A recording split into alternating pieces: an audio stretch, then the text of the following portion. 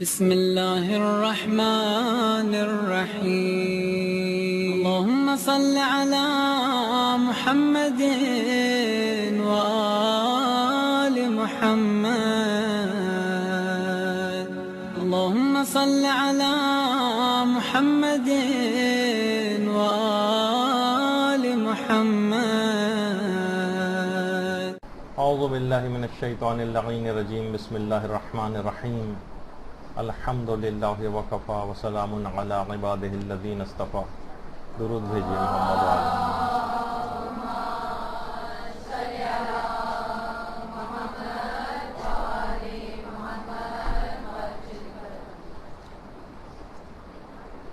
تربیت اولاد کے عملی اصول کے عنوان سے جو درس چل رہے ہیں اس کا درس نمبر 11 انشاءاللہ.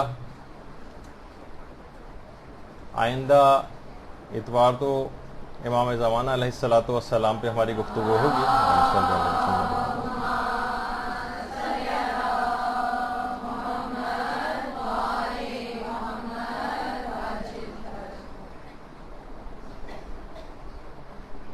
اور اس سے اگلا جو اتوار ہوگا اس میں تربیت اولاد کے عملی اصول کے عنوان سے سب سے آخری گفتگو بگڑے ہوئے بچوں کی تربیت کس طرح سے کی جائے اس موضوع پہ ہوگی. اچھا دیکھیے، آج بھی کتنی خوش قسمتی ہے کہ آج یوم ولادت حضرت امام زین العابدین علیہ السلام.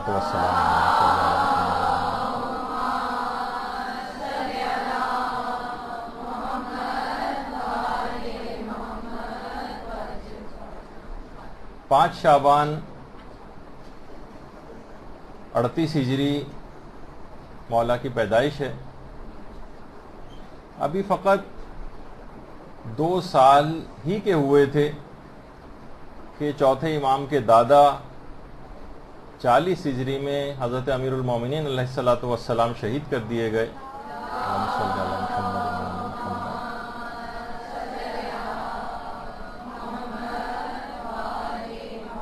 اس کے بعد 10 سال کا جو امام حسن علیہ السلام کا دور امامت تھا وہ امام نے گزارا.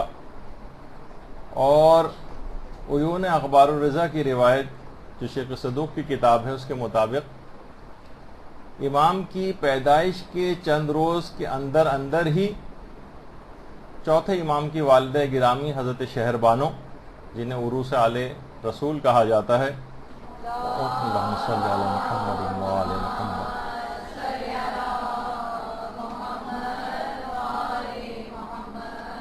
ان کا بھی انتقال ہو گیا. تہران میں جو مشہور ہے کہ ان کا ایک روضہ ہے یا ان کی قبر مبارک ہے، وہ اتنی ثابت نہیں ہے، اور زیادہ امکان اسی کا ہی ہے کہ وہ حضرت شہر بانو بھی مدینہ ہی میں دفن ہے.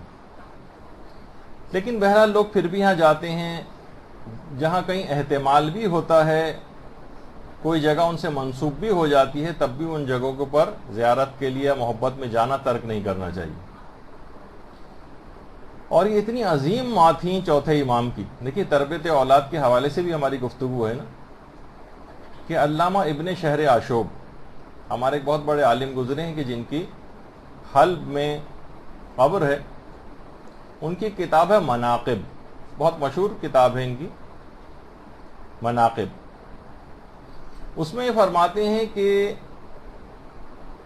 جو ایک لقب ہے سیدت نساء العالمین، یہ تو حضرت فاطمہ الزہرا سلام اللہ علیہا سے منسوب ہے.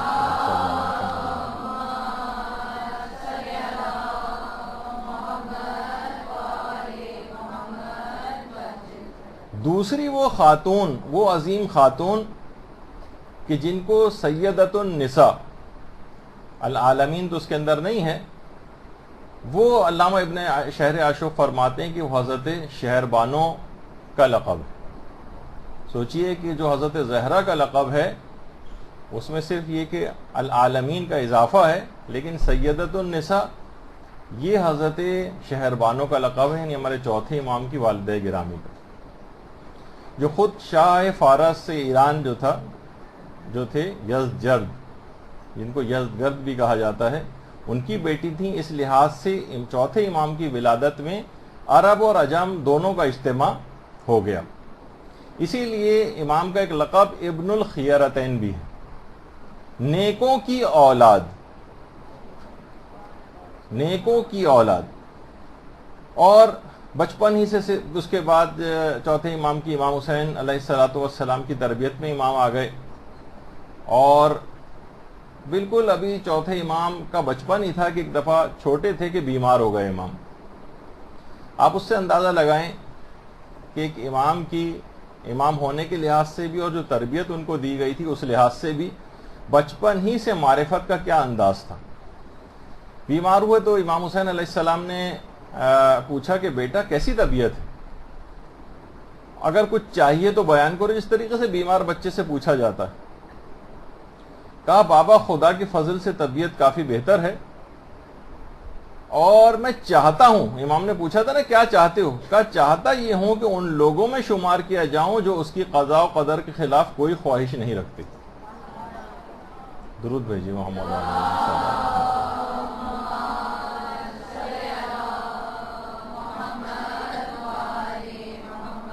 امام حسین نے جب بیٹے کا اتنا معرفت بھرا جواب سنا خوش ہو گئے، کہا بیٹا تمہارا جواب وہی ہے جو حضرت ابراہیم نے دیا تھا، کہ جب حضرت جبریل نے آ کر کہا تھا کہ ابراہیم کوئی حاجت ہے تو بیان کیجئے، کہا کہ میں تم سے کوئی حاجت نہیں ہے، البتہ اگر کوئی حاجت ہے تو اپنے پالنے والے سے۔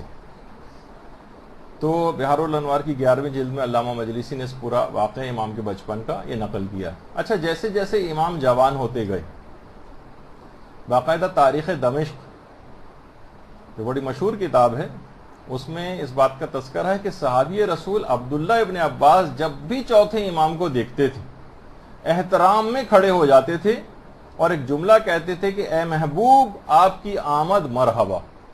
چوتھے امام بالکل نوجوان ہے بھی، اور اتنا بزرگ صحابی رسول امام کے احترام میں اس لحاظ سے کھڑا ہو رہا ہے کیونکہ وہ ان کو جانتے تھے، ان کی معرفت رکھتے تھے کہ امام کس عظیم مقام کے اوپر تھے۔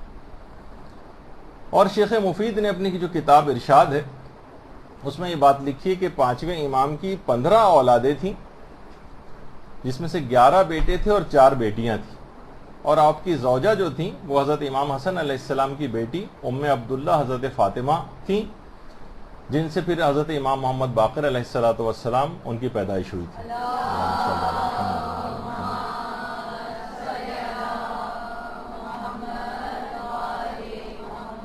اچھا، امام نے جو تعلیم و تربیت اپنی اولاد کی اور اپنے تمام اصحاب اور شاگردوں کی وہ خود اسی شعبان کے متعلق ملتا ہے کہ اسی شعبان کے مہینے میں امام اپنے تمام اصحاب کو جمع کرتے تھے، فضائل شعبان بیان کرتے تھے اور اپنے اجداد کی احادیث کو بیان کرتے تھے۔ اور یہ سب سے مؤثر ترین انداز ہے تربیت کا کہ ہمیشہ احادیث مبارکہ سے اس میں وہ احادیث مبارکہ اپنی تربیت میں اپنی نصیحتوں کے اندر پیش کرنا چاہیے۔ ہماری جو عام باتیں ہوتی ہیں نصیحت کی، بیٹا ایسا نہ کرو، ویسا نہ کرو، ویسا نہ کرو، اس میں کوئی خاص اثر نہیں ہوتا، لیکن جہاں آپ کہیں کہ دیکھو بیٹا امام نے اس کو منع کیا، امام فرماتے ہیں کہ یوں یوں ایسا نہ کرو، تو پھر اس کا اثر ہوگا۔ تو ائمہ کی سیرت میں بھی ملتا ہے نصیحت میں ہمیشہ اپنے اجداد کی احادیث، پیغمبر کی احادیث، دیگر معصومین کی احادیث وہ پیش کیا کرتے تھے۔ اور امام کے 220 شاگرد تھے جن کی امام تربیت باقاعدہ طور پر 220 شاگردوں کی تربیت امام نے کی تھی، اور 1661 روایات ہمارے چوتھے امام سے مروی ہیں، جس میں سے 400 احادیث فقہی ہیں جس میں فقہی مسائل وغیرہ کا بیان ہوا۔ اور جو بھی امام اپنی اولاد کی تربیت کرنا چاہتے تھے، جو اپنے اصحاب کی تربیت کرنا چاہتے تھے اور اپنے شیعوں کی تربیت کرنا چاہتے تھے، ہمیشہ عملاً کر کے دکھاتے تھے۔ اگر دن میں بہت سخت مصروفیت کے باعث بھی کوئی مستحب نماز امام کی چھوٹ جاتی تھی، یہ بھی پیغمبر کی سیرت میں ملتا ہے، پیغمبر روزے رکھتے رکھتے چھوڑ دیتے تھے۔ تو بعض اوقات تعلیم کے لیے بھی یہ چیز ہوتی ہے، کوئی مستحب نماز امام کی کسی مصروفیت سے چھوٹ جاتی تھی تو امام رات میں اس کی قضا انجام دیتے تھے، اور اپنی اولاد کو بھی وصیت کرتے تھے، کہتے تھے میرے بیٹے دیکھو یہ اگرچہ تم پر واجب نہیں ہے کہ اس کی قضا کرو، لیکن میں یہ چاہتا ہوں کہ تم اس بات کو اپنی عادت بنا لو، یہ بہت ہی اچھی عادت ہے اور اس پر ہمیشہ تم عمل کیا کرو۔ تو یہ امام کی خصوصیت کے ساتھ ایک سیرت بھی تھی، اور امام جو بھی کام کرتے تھے خود اس کو عملاً کر کے دکھاتے تھے۔ جو تربیت اولاد کا یا کسی بھی طرح کی تربیت جو کوئی کرنا چاہے، اس کا پہلا اصول ہے کہ انسان خود اس کے اوپر عمل پیرا ہو کر دکھائے۔ اور امام اتنی نمازیں پڑھ کر دکھاتے کہ اولاد باقاعدہ طور پر آ کر پوچھتی کہ بابا آپ آخر اس قدر نمازیں کیوں پڑھتے ہیں؟ اتنی نمازیں کہ امام کا ایک لقب زین العابدین ہو گیا، امام کا ایک لقب سید الساجدین ہو گیا، امام کا ایک لقب ذو الصفنات ہو گیا۔ کچھ باقاعدہ گٹے جو پڑ جاتے تھے اعضائے سجدہ کے اوپر، سال میں 2 مرتبہ تو امام ان کو کٹوایا کرتے تھے کثرت سجدہ کے باعث۔ اور تو بابا آخر اتنی زیادہ آپ عبادتیں اور نمازیں کیوں پڑھتے ہیں؟ کہا کہ بیٹا میں اللہ کی نگاہ میں محبوب ہونا چاہتا ہوں۔ تو اولاد بھی جب دیکھیے باپ کا ایسا طرز عمل دیکھے گی، ایسی طرز گفتگو دیکھے گی، ماں کو اس طرح سے عبادات کرتے دیکھے گی، تو اس طریقہ کار سے خود متاثر ہوگی۔ اور اس قدر امام اپنی اولادوں سے محبت کرتے تھے، اور ایک دوسرے کو تمام شیعوں کو بھی یہ پیغام ایک لحاظ سے دیتے تھے کہ اولاد سے محبت کا تقاضا کیا ہے۔ ایک دفعہ ایک صوفی بڑے مشہور جو اس زمانے میں موجود تھے، اور غیر شیعہ جو مصادر ہیں ان کے اندر بہت ان کا مقام ہے، جن کو حسن بصری کہا جاتا ہے۔ البتہ دیگر بہت کثیر تعداد میں صوفیہ کی طرح سے ان کے بھی انحرافی نظریات تھے، اور ان کے انہی انحرافی نظریات کی بنیاد پر حسن بصری کو امیر المومنین علیہ السلام نے مسجد سے باہر بھی نکال دیا۔ تو اور یہ بات بھی کہی تھی امیر المومنین نے کہ ہر قوم کا ایک سامری ہوتا ہے، یعنی جو گمراہ کرتا ہے، اور یہ حسن بصری کی طرف اشارہ کر کے کہا تھا کہ یہ اس امت کا سامری۔ تو بہرحال حسن بصری کا ایک جملہ امام کی خدمت میں آیا کہ اس نے یہ کہا کہ اولاد کتنی بری چیز ہے، زندہ رہے تو مجھے زحمت میں ڈالتی، مر جائے تو مجھے مغموم کر دیتی۔ امام سجاد علیہ الصلوۃ والسلام نے فرمایا، اللہم صلی علی محمد وعلی محمد۔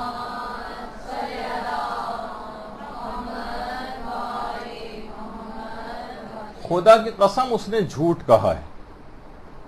اولاد کتنی بہترین چیز ہے، زندہ رہے تو چلتی پھرتی دعا ہے، اور مر جائے تو شفاعت کرنے والی۔ مستدرک الوسائل کی 15ویں جلد کے اندر مرزا حسین نوری نے اس روایت کو لکھا، اور یہی وجہ ہے کہ پیغمبر اسلام نے جو جملہ ارشاد فرمایا تھا ساقط شدہ بچے کے لیے، مستدرک کے اندر یہ روایت تھی جو بھی پیش کی، ساقط شدہ بچے کے متعلق پیغمبر نے کہا تھا کہ جو بچہ ساقط ہو جاتا ہے ماں کے پیٹ میں، تو جب قیامت میں یہ پہنچے گا اور جنت میں اس کو داخل کیا جائے گا، تو وہ جنت کے دروازے پر آ کر باقاعدہ جھگڑا کرے گا کہ پروردگارہ جب تک میں اپنے ماں باپ کو اپنے ساتھ نہ لے لوں گا تب تک جنت میں داخل نہیں ہوں گا۔ تو اس کی طرف بھی ایک لحاظ سے امام نے اشارہ کیا کہ یہ شفاعت کرنے، مر جائے تو شفاعت کرنے والا ہے، اور زندہ رہ جائے تو چلتی پھرتی دعا ہے۔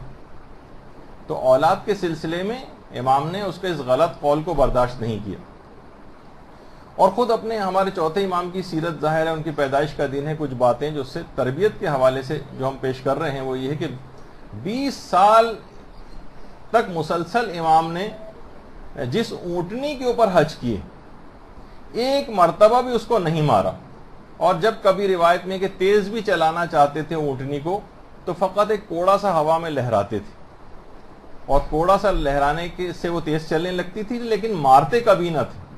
تو امام کی سیرت یہ ہے کہ وہ اونٹ کے بچے کو بھی نہیں مارتے، اور اگر ہم دیکھیں کہ ہم انسانوں کی سیرت یہ ہے کہ اپنے ان انسان کے مومن کے بچے کو زد و کوب کرتے ہیں اور ان کو مارتے ہیں تربیت میں، جبکہ امام اونٹنی کے بچے تک کو نہیں مارتے تھے۔ تو تربیت کا یہ انداز ہمارا جو ہے وہ امام کی اس تربیت کے انداز سے میل نہیں کھاتا۔ اچھا، واقع کربلا کے بعد جب امام مدینے پہنچے ہیں تو سب سے پہلا کام امام نے یہ کیا، اپنے اسی گھر میں ایک مدرسہ قائم کیا، تربیت دینے کے لیے اپنی اولاد کی تربیت کے حوالے سے بھی اگر آپ دیکھیں کہ واقع کربلا میں امام کے اپنے فرزند امام محمد باقر علیہ الصلوۃ والسلام 4 سال کے تھے.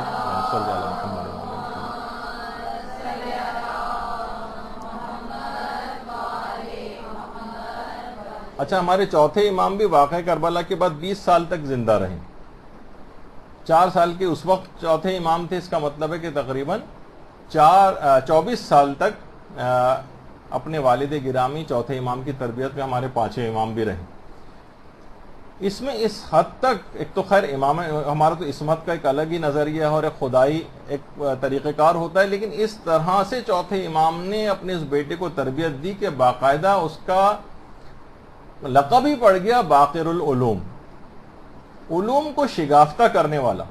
یعنی ایسی تربیت اپنے بیٹے کی کہ علم کے لحاظ سے، حالانکہ واقع کربلا کے بعد کس طرح کے حالات تھے، کتنے سخت حالات اس کے بعد بھی رہے کہ چوتھے امام کو مدینے سے باہر اپنا ایک گھر جو ہے وہ بنانا پڑ گیا تھا. واقع حرہ بھی اس کے بعد ہوا تھا، اس وقت بھی امام مدینے سے باہر ہی تھے.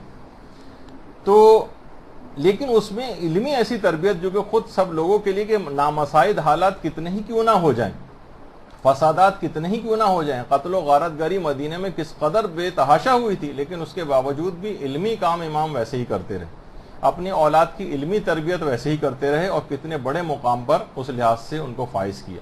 اور پھر 5ویں امام نے اپنے بیٹے امام صادق علیہ الصلوۃ والسلام اللہم صلی علی محمد وعلی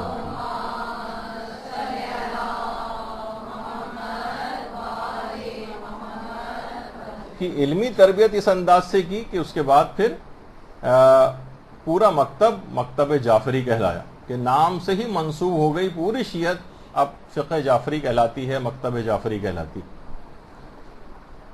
اور تربیت کا ایک اور اسلوب جو امام دے کر گئے، اور خاص طور پہ تربیت اولاد کے سلسلے میں صحیفہ کاملہ، اس کے اندر خاص طور پر اولاد کے حق میں جو امام کی ایک دعا ہے وہ بھی واقعتاً پڑھنے سے تعلق رکھتی ہے، اور روز کی بلکہ زبانی یاد ہو جانی چاہیے اصولاً کہ روزانہ اس کو پڑھنا ہے، تو اس لحاظ سے اس کا زبانی یاد ہو جانا بہت ضروری.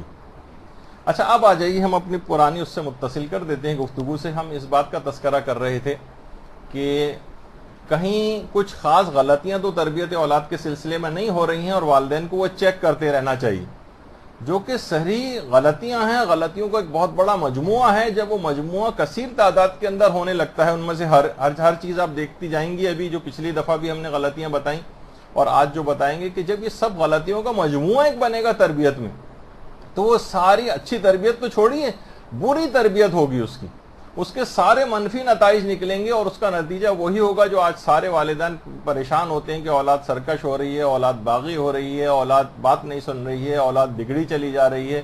اس کی وجوہات وہ غلطیاں ہیں.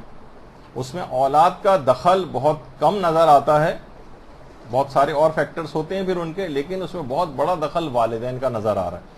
جو صحیح تربیت کرنی چاہیے وہ کچھ نہیں کی، بلکہ الٹی تربیت کی اس کی کہ اس کو بگڑنا ہی تھا ان غلطیوں. تو وہ ہم غلطیاں بتا رہے تھے، جس میں بات یہاں تک ہوئی تھی. ایک تو یہ بھی تھا، پچھلی بار بھی اس کا ہلکا سا ایک تذکرہ آیا تھا کہ بچے کا موازنہ دوسرے بچوں کے ساتھ کرنا، اس میں حسد پیدا ہوتا ہے، اس کو کینہ پیدا ہوتا ہے دیگر بچوں سے، اپنے کزن سے، اپنے بہن بھائیوں سے، ان کے ساتھ ہر وقت وہ لڑتا جھگڑتا رہتا ہے. والدین کی یہ بھی بہت ہے کہ ہر وقت ان کی آپس میں لڑائی ہوتی رہتی ہے. تو یہ بھی ایک ہوتا ہے کہ بچوں کا موازنہ ایک دوسرے سے کرنا. اس کے بعد ہے اس کی غلطی پر اسے رنگے ہاتھوں پکڑنا. بعض اوقات کوئی آپ اسے غلطی کرتے دیکھتے ہیں، ایک دم سے پیچھے سے آ کر اس کو آپ پکڑ لیتے ہیں، یہ کیا کر رہے تھے، یہ کوئی بھی اس قسم کی کوئی بات. تو اب کیا ہوگا، اس طرح سے اگر آپ کبھی اس کو دیکھ بھی لیں کوئی غلطی کرتے وقت، کوئی بری بات کرتے وقت، تو اس وقت رنگے ہاتھوں نہ پکڑیں اسے. رنگے ہاتھوں پکڑنے سے کیا ہوگا، ایک دفعہ 2 دفعہ اگر آپ نے ایسا کیا، اس کے بعد وہ کہے گا ٹھیک ہے، اس سے پہلے بھی تو میری بے عزتی ہو چکی ہے. اس کی عزت نفس ایک دم سے مجروح ہوتی. مثلا ہم سے کوئی ایسا غلط کام ہو رہا اور ہمیں کوئی رنگے ہاتھوں جو ہے پکڑ لے، تو کتنی ہمیں خفت اور شرمندگی، ساری زندگی اس سے آنکھ ملانے کے اس شخص سے جو ہم قابل. لیکن بار بار اگر ایسا ہوتا رہے تو ہم بھی ڈھیٹ ہو جاتے ہیں، اس سے پہلے بھی تو کئی دفعہ پکڑ چکے ہیں، ٹھیک ہے ایک دفعہ اور پکڑ لیں گے تو کوئی مسئلہ نہیں. تو کیا ہوگا، یہ بہت بڑا نقصان اور خطرہ اس سے ہوتا ہے. تو کبھی بھی ریڈ ہینڈڈ پکڑنا، رنگے ہاتھوں پکڑنا، یہ نہیں کرنا چاہیے. نظر انداز کر کے گزر جائیں. آپ نے دیکھ لیا ٹھیک ہے, اس کی ترکیب سوچیں کہ اس کو میں اس سے کیسے پیچھے چھڑاؤں, لیکن ایک دم سے اس کو اس انداز سے آ کر پکڑنا یہ غلطی شمار ہوتا. کوئی کام کروانے کے بجائے اسے یہ کہہ کر بٹھا دینا کہ یہ کام ہمیشہ خراب کر دیتا ہے. دیکھیے بچہ اس کو بہت برا مانتا ہے, یعنی وہ کوئی کام کرنا چاہتا ہے, آپ ہر دفعہ اس کے ہاتھ سے چیز لے لیں گے کہ نہیں تم خراب کر دو گے, نہیں تم توڑ دو گے, نہیں تم, مثلا کہا جائے گا اس کو کہاں بھیج دیے تو کام خراب کر کے آئے گا. اس سے کیا ہوگا کہ اس کو بہت برا فیل ہوگا بچے کو, تو اس کے اندر پھر وہ جذبہ ختم ہی ہو جائے گا, کہے گا ٹھیک ہے جب میں کام خراب ہی کر دیتا ہوں. ایک صاحب بتا رہے تھے مجھے کہ بچپن میں ایک دفعہ گوشت لینے مجھے بھیج دیا تھا کسی نے, وہاں کالے رنگ کا پتہ نہیں کس بھینس وغیرہ کا گوشت میں لے آیا. اس کے بعد سب لوگوں نے کہا آئندہ کبھی اس سے گوشت منگوانا نہیں. وہ کہہ رہے ہیں میں اتنا بڑا ہو گیا ہوں آج, لیکن آج تک گھر کا کوئی آدمی مجھ سے گوشت منگوانے کو تیار نہیں ہوگا اور نہ مجھے گوشت لانا آیا. تو مقصد کہنے کا یہی ہے کہ یہ کام ہمیشہ بچپن سے کہ آپ نہیں یہ کام خراب کر دے گا, نہیں, آپ اس کے اوپر اعتماد کرنا سیکھیں. 2-4 دفعہ کام خراب بھی ہو جانے دیں. میں ہمیشہ اس سے پہلے کہا ہے کہ کچھ مالی نقصان تربیت اولاد میں برداشت کرنا چاہیے, لیکن اس سے بچے کا کانفیڈنس گین ہوگا, نئے تجربات کرے گا, نقصان کے بعد مزید محتاط ہو جائے گا. اس کیفیت سے آپ اس کو باہر نکال لیں جو اس میں جائے گا, ورنہ وہ اپنی غلطی کی کبھی اصلاح نہیں کر سکے گا. یہ بھی غلطی ہوتی. بچے کو ڈراؤنی کہانیاں, ڈراؤنی فلمیں دکھانا, اس سے اس کے اندر ایک بزدلی, خوف اور غیر عقلی قسم کے خوف جو ہیں وہ پیدا ہوتے ہیں. اس پہ ہماری کچھ بات پہلے ہو چکی ہے.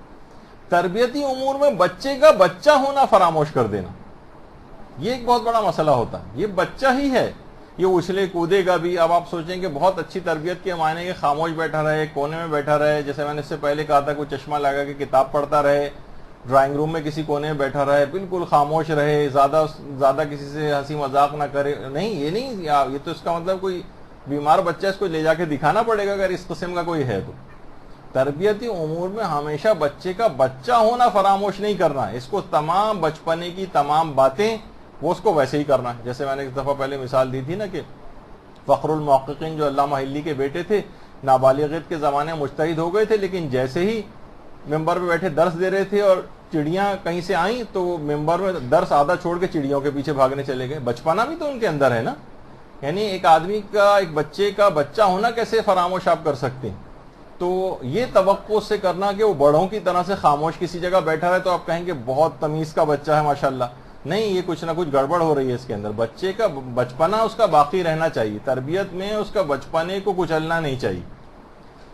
اس کے بعد یہ بھی پہلے آ چکا کہ اس کے نام بگاڑ کر پکارنا.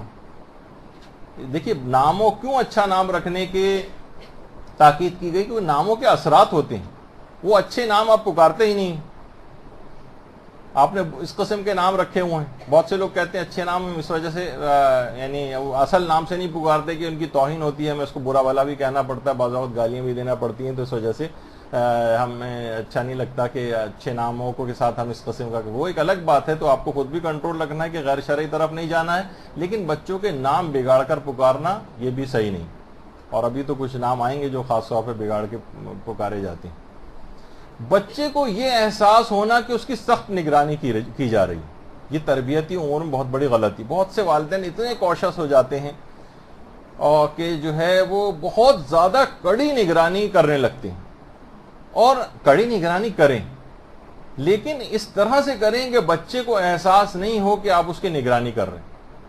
ہر وقت خاموشی سے آ کے پیچھے سے اس کو چیک کر رہے ہیں, آپ اس کے گاہے بگاہے روزانہ کی بنیاد پہ اس کے مثلا SMS چیک ہو رہے ہیں, روزانہ کی بنیاد پہ مثلا اس کی جو ہے وہ انٹرنیٹ ہسٹری جو ہے وہ دیکھی جا رہی ہے, اور بچے کو پتہ بھی چل رہا ہے کہ آپ ایسا کر رہے ہیں. تو دیکھیے وہ آپ سے تھوڑا سا آگے کا جنریشن کا ہے, وہ نئے نئے طریقے ایجاد کر لے گا اور ویز اختیار کر لے گا جو آپ کو پتہ بھی نہیں چلیں گے.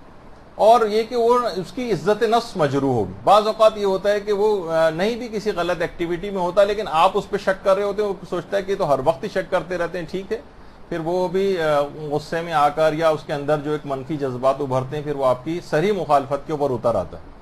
تو بچے کی سختی کے ساتھ نگرانی کرنا اور اس کو اس بات کا احساس ہو جائے, یہ بڑی غلطیوں میں سے ایک. بالکل غیر محسوس انداز میں, دوستانہ انداز میں, اس کو پتہ بھی نہ ہو کہ آپ اس کی نگرانی کر رہے ہیں, اس طرح سے نگرانی ہونی چاہیے. بچے کے سامنے مشکل ٹارگٹس رکھنا یہ خود تربیتی غلطی. تمہیں یہ کرنا ہے, تمہیں اتنے نمبر لے کر آنے ہیں, تمہیں لازمی طور پر یہ بننا ہے, تمہیں لازمی یہ چیز، یہ فیلڈ جو ہے وہ چوز کرنی ہے. والدین کی طرف سے بہت زیادہ ایکسپیکٹیشنس ہیں. یا مثلا اس کو نماز شب بھی پڑھنا چاہیے، یا اس کو روزانہ مثلا ایک پارہ پڑھنا چاہیے، یا پھر اس کو پھر آپ زبردستی کر رہے ہیں یا روزانہ.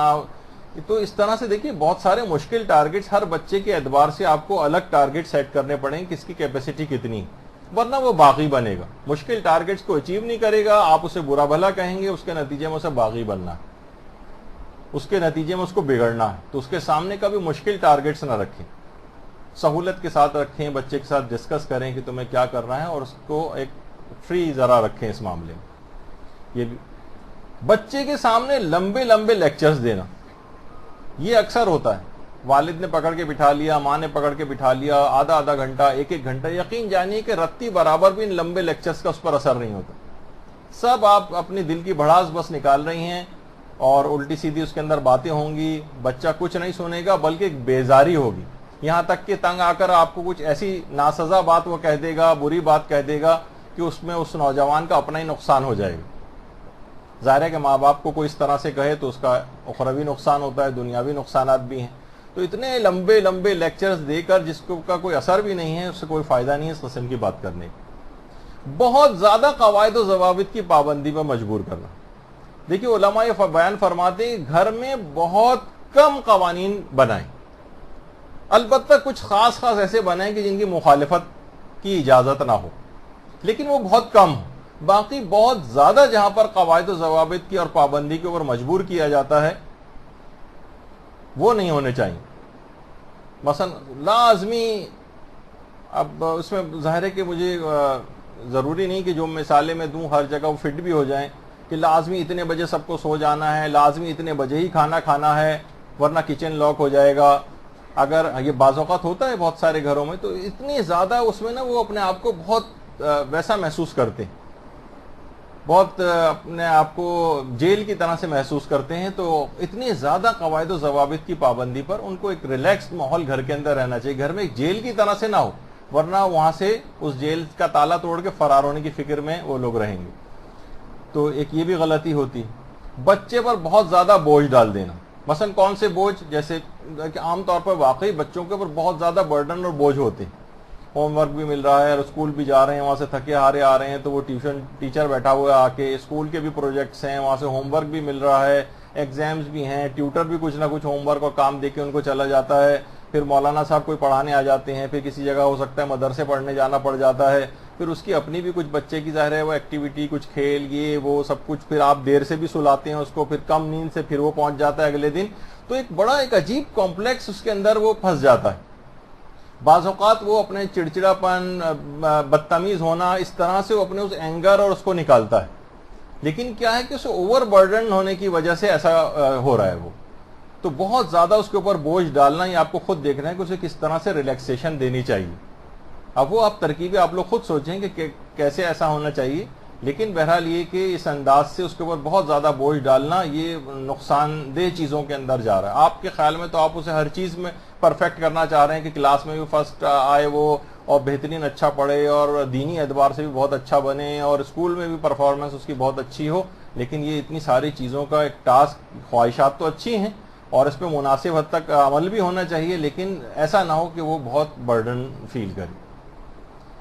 مکمل توجہ کے ساتھ بچوں کی بات نہ سننا. اسے پتہ ہے کہ مثلا والد صاحب جو سن ہی نہیں رہے ہیں، اپنے دھندے میں لگے ہوئے ہوں ہاں کر رہے ہیں، خالی ماں کے پاس جا رہے ہیں، ماں مثلا ٹی وی دیکھ رہی ہے، وہ خاموش کرا دیتی کہ میں ابھی یہ دیکھ رہی ہوں، سننے دو. وہ بیچارہ ادھر ادھر سے ہو کر چلا جاتا ہے، لیکن اندرونی طور پر ایک خلفشار اس میں محسوس کرتا ہے کہ کوئی اس کی بات نہیں سن رہا ہے. اسے کوئی کتاب پڑھ رہے ہو تو واقعتاً کتاب بند کر دینی چاہیے. جی اسے پوری بات اس کی سنیں کیا کہہ رہا ہے. ڈرامہ بھی اگر آپ دیکھ رہی ہیں، کوئی ٹی وی کو والی کوئی چیز دیکھ رہی ہیں، آپ اس وقت میوٹ کر دیں، پوری توجہ کے ساتھ بچے کی بات سننی چاہیے. تو یہ دیکھیے بہت سارے نفسیاتی اثرات، عوامل، یہ سب چیزیں ہیں. یہ غلطیاں ہوتی ہیں کہ اس کی بات کو توجہ سے نہ سننا، پھر اس کی بات ان کہیں دل میں رہ جاتی ہے. وہ بہت سی باتیں آپ سے شیئر کرنا بند کر دیتا ہے کہ ان سے کہنے کا کوئی فائدہ نہیں، انہوں نے کون سا سننا ہے. تو بہرحال وہ پھر منفی طرف نکل جاتا ہے معاملہ. اچھا، اسی طرح بچے کی جستجو اور نئے تجربات کرنے کی خواہش کو فالتو کام نہ کرو، جیسے اس قسم کے الفاظ کہہ کر دبانا. وہ کوئی چیز کرنا چاہتا ہے، کوئی ایکسپیریمنٹ کرنا چاہتا ہے، گھر میں کوئی چیز بنانا چاہتا ہے، وہ لے آیا لکڑیاں، شیشے لے آیا، کوئی بھی چیز، مجھے کوئی ایسی مثال بھی دماغ میں نہیں ہے کہ کوئی چیز بنانا چاہتا ہے، اب وہ اس بچے کے اندر ایک حص ہوتی ہے اس کی کہ وہ نئے سے نئے تجربات کرنا چاہتا ہے. یہ جو چھوٹے چھوٹے بچے ریموٹ ہاتھ میں لے رہے ہوتے ہیں اور آپ کا موبائل فون چھین رہے ہوتے ہیں اور اس کے بٹن دبا رہے ہوتے ہیں، سب کچھ وہ نئے تجربات، ایکسپیرینس کو فیل کر کے کرنا چاہ رہے ہوتے ہیں، چاہے وہ ناسمجھ ہی کیوں نہ ہو. تو آپ ہر وقت سب چیزیں بس ان سے چھینتے رہیں، ان کو کوئی کام نہیں کرنے دیں، یہ کر دے گا وہ کر دے گا، خراب ہو جائے گی، توڑ دے گا، گندگی ہو جائے گی. تو اس کی وجہ سے یہ اس کی جستجو کو آپ مارتے ہیں، تو پھر یہ اس کے بہت نفسیاتی اثرات نکلتے ہیں. پھر وہ آگے بڑھنے کی جو اس کا ایک دماغ اور آگے بڑھنے کی فکر ہوتی ہے وہ بھی اس سے متاثر ہوتی. لوگوں کے سامنے اس کی غلطی بتانا، یہ خود ایک بہت بڑی غلطیوں میں سے ایک ہے. بچے سے کیے گئے وعدوں کو اہمیت نہ دینا، اس پہ ہماری پچھلی مرتبہ گفتگو آئی تھی کہ اس کا خدائی وعدوں پہ سے بھی اعتبار اٹھ جاتا. اچھا، پھر اس کے بعد بچے کے ذاتی کاموں کو خود سے انجام دینے کی اجازت نہ دینا. دیکھیے، ذاتی کاموں کو خود سے انجام دینے کی. اچھا ایک بات اور، ہاں، وعدہ خلافی کے سلسلے میں ایک بات رہ گئی. وہ ایک بات اور مجھے یہ بتانی تھی کہ صرف خالی بات یہیں تک نہیں رہتی کہ وہ خدائی وعدوں پر سے اعتبار اس کا اٹھ جاتا ہے، پھر خود بھی ایفائے عہد کی اس کے اندر یعنی خود بھی وعدہ خلافیاں کرتا ہے. جیسے میں نے پچھلی مرتبہ بھی کہا تھا کہ رٹے رٹائے طریقے سے وہ دعا عہد بھی پڑے گا امام زمانہ کے لیے، لیکن اس کے بعد اس عہد کو پورا نہیں کرے گا، بس ایک رٹی رٹائی والی چیزیں ہوگی. تو بچے کے ذاتی کاموں کو خود سے انجام دینے کی اجازت نہ دینا. بچہ خود سے جو ہے، بعض اوقات میں نے دیکھا ہے کہ بڑے بڑے بچے ہو جاتے ہیں، بچیاں بڑی ہو جاتی ہیں، والدین اپنے ہاتھ سے لقمے بنا بنا کے منہ میں کھلا رہے ہیں. یہ غلط طریقہ کار ہے. اس کا بہت جلد ان کو انڈیپینڈنٹ کرنا چاہیے، چاہے وہ گرائے. بعض اوقات بچے چیزیں گراتے ہیں، کھانے کی چیزیں گراتے ہیں، کوئی مسئلہ نہیں، اس کو ایکسپیرینس کر رہے ہیں. ذاتی کام بچے خود کریں، جوتے کے جو لیسز ہیں وہ خود باندھیں، تیار خود ہوں اسکول جانے کے لیے، یونیفارم خود پہنیں. کہیں تھوڑی بہت ان کو ضرورت پیش آ جائے اسسٹنس کی تو وہ دیں، لیکن یہ کام وہ خود انجام دینے کی پوری صلاحیت اختیار کر لیں. اس بات کو یقینی بنانا چاہیے، ورنہ یہ ہر کام آپ جو بڑھ کے کرنے لگتے ہیں، ذرا سا وہ چلنا شروع ہوا، گرنے لگا، فوراً باپ نے بڑھ کے اس کو جو ہے نا اٹھا لیا. ذرا سا کچھ وہ ہوا، ہر وقت آپ بہت ہی زیادہ کوشش ہو کے ان کے پیچھے پیچھے پیچھے پیچھے پھر رہے ہیں، تو یہ بات صحیح نہیں. اس کو ذاتی کام خود سے کرنے، اس میں بہت ساری اس کے اندر اسکلز ڈیولپ ہوں گی. بار بار اس کی کمزوریاں اور عیب بیان کر کے اس کو شرمندہ کرنا. دیکھیے، ہم غلطیاں بتا رہے ہیں کہ یہ ساری غلطیوں کا مجموعہ پھر بری تربیت کی صورت میں جاتا ہے کہ دیکھو تمہاری یہ کمزوری ہے، تمہاری یہ کمزوری ہے، تمہارے اندر مثلا یہ عیب پایا جاتا ہے، فلاں بچے کو دیکھو اس کے اندر یہ چیز نہیں. اس کو شرم دلانا شرم دلانا شرم دلانا، ہر وقت اس کو تمہارے نمبر کم آتے ہیں، دیکھو اس خاندان کے بچے کے کتنے اچھے وہ لوگ پڑھ رہے ہیں. اس سے کیا ہوتا ہے کہ اس میں ایک نفسیاتی پستی اس کے اندر ایک آنے لگتی. احساس کمتری کا بھی ہو سکتا ہے کہ وہ مریض ہو جائے، اور احساس کمتری تو اس کو ہو گئی، لیکن وہ آپ سے بھی بغاوت کرے گا، آپ سے بھی زبان چلائے گا، سرکشی کرے گا. تو یہ منہ پر اس انداز سے اس کو شرم دلانا بار بار، اس میں والدین کو کمی کرنی چاہیے. اس کو دماغی طور پر قائل کرنے کے بجائے اس کو دھونس اور زبردستی کرنا، یہ بھی بہت بڑی غلطی. دھونس اور زبردستی، بھائی کوئی بھی چیز اگر وہ غلط کر رہا ہے نا، اس کو بٹھا کر کہیں کہ دیکھو اس کے اندر یہ خرابیاں پائی جاتی ہیں، دیکھو اگر تم یہ وقت نکال دو گے، یعنی بالکل اچھے الفاظ کے اندر، تو تم جو ہے نا کسی اچھی پروفیشنل کالج میں تمہارا داخلہ نہیں ہوگا. دیکھو یہ تم کمپیوٹر پہ بہت زیادہ ورک لگا رہے ہو، چیٹنگ پہ بہت زیادہ ورک لگا رہے ہو، فیس بک پہ بہت زیادہ ورک لگا رہے ہو، یعنی ٹائم دے رہے ہو، ٹائم زیادہ سے زیادہ اس کے اندر تم خرچ کر رہے ہو.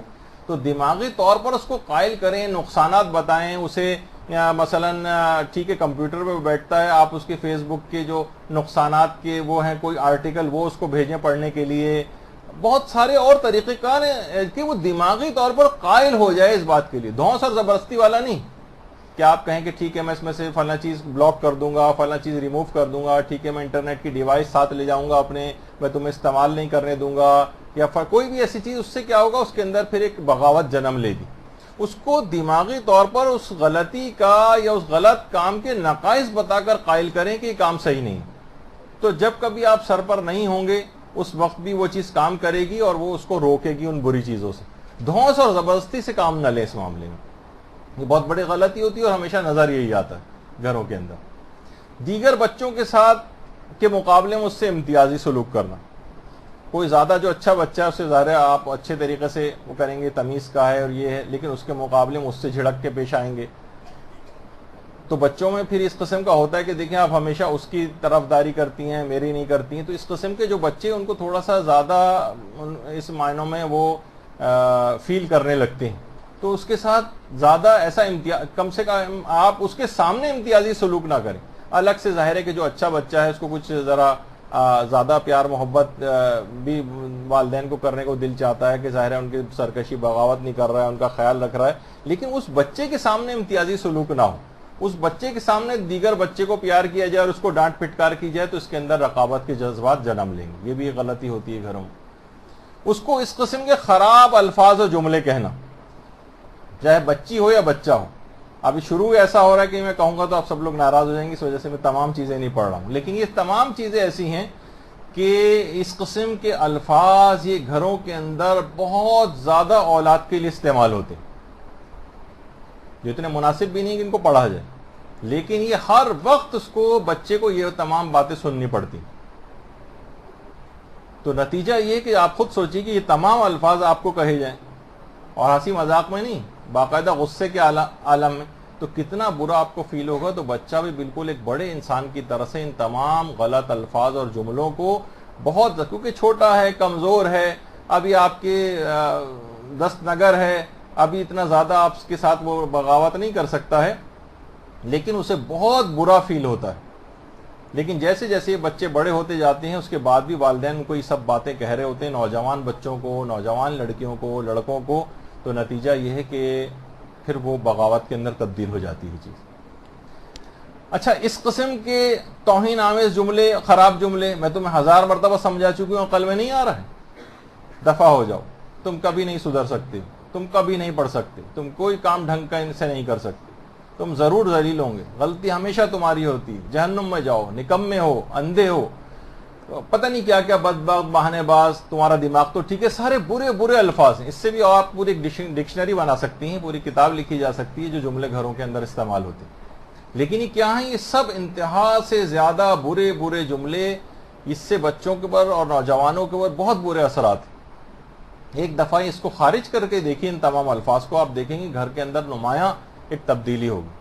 پورے دن میں ایک دفعہ بھی اس قسم کی کوئی بات اگر آپ نے کر دی نا بچے سے، مثلا ایک دفعہ بھی کہا دفعہ ہو جاؤ یہاں سے، تو یقین کیجئے پورے دن وہ باپ کے قریب بھی نہیں آئے گا، جس بھی بیزاری محسوس کرے گا دور دور رہنا پسند کرے گا. تو یہ بڑے برے جملوں کے بڑے اثرات برے ہوتے ہیں.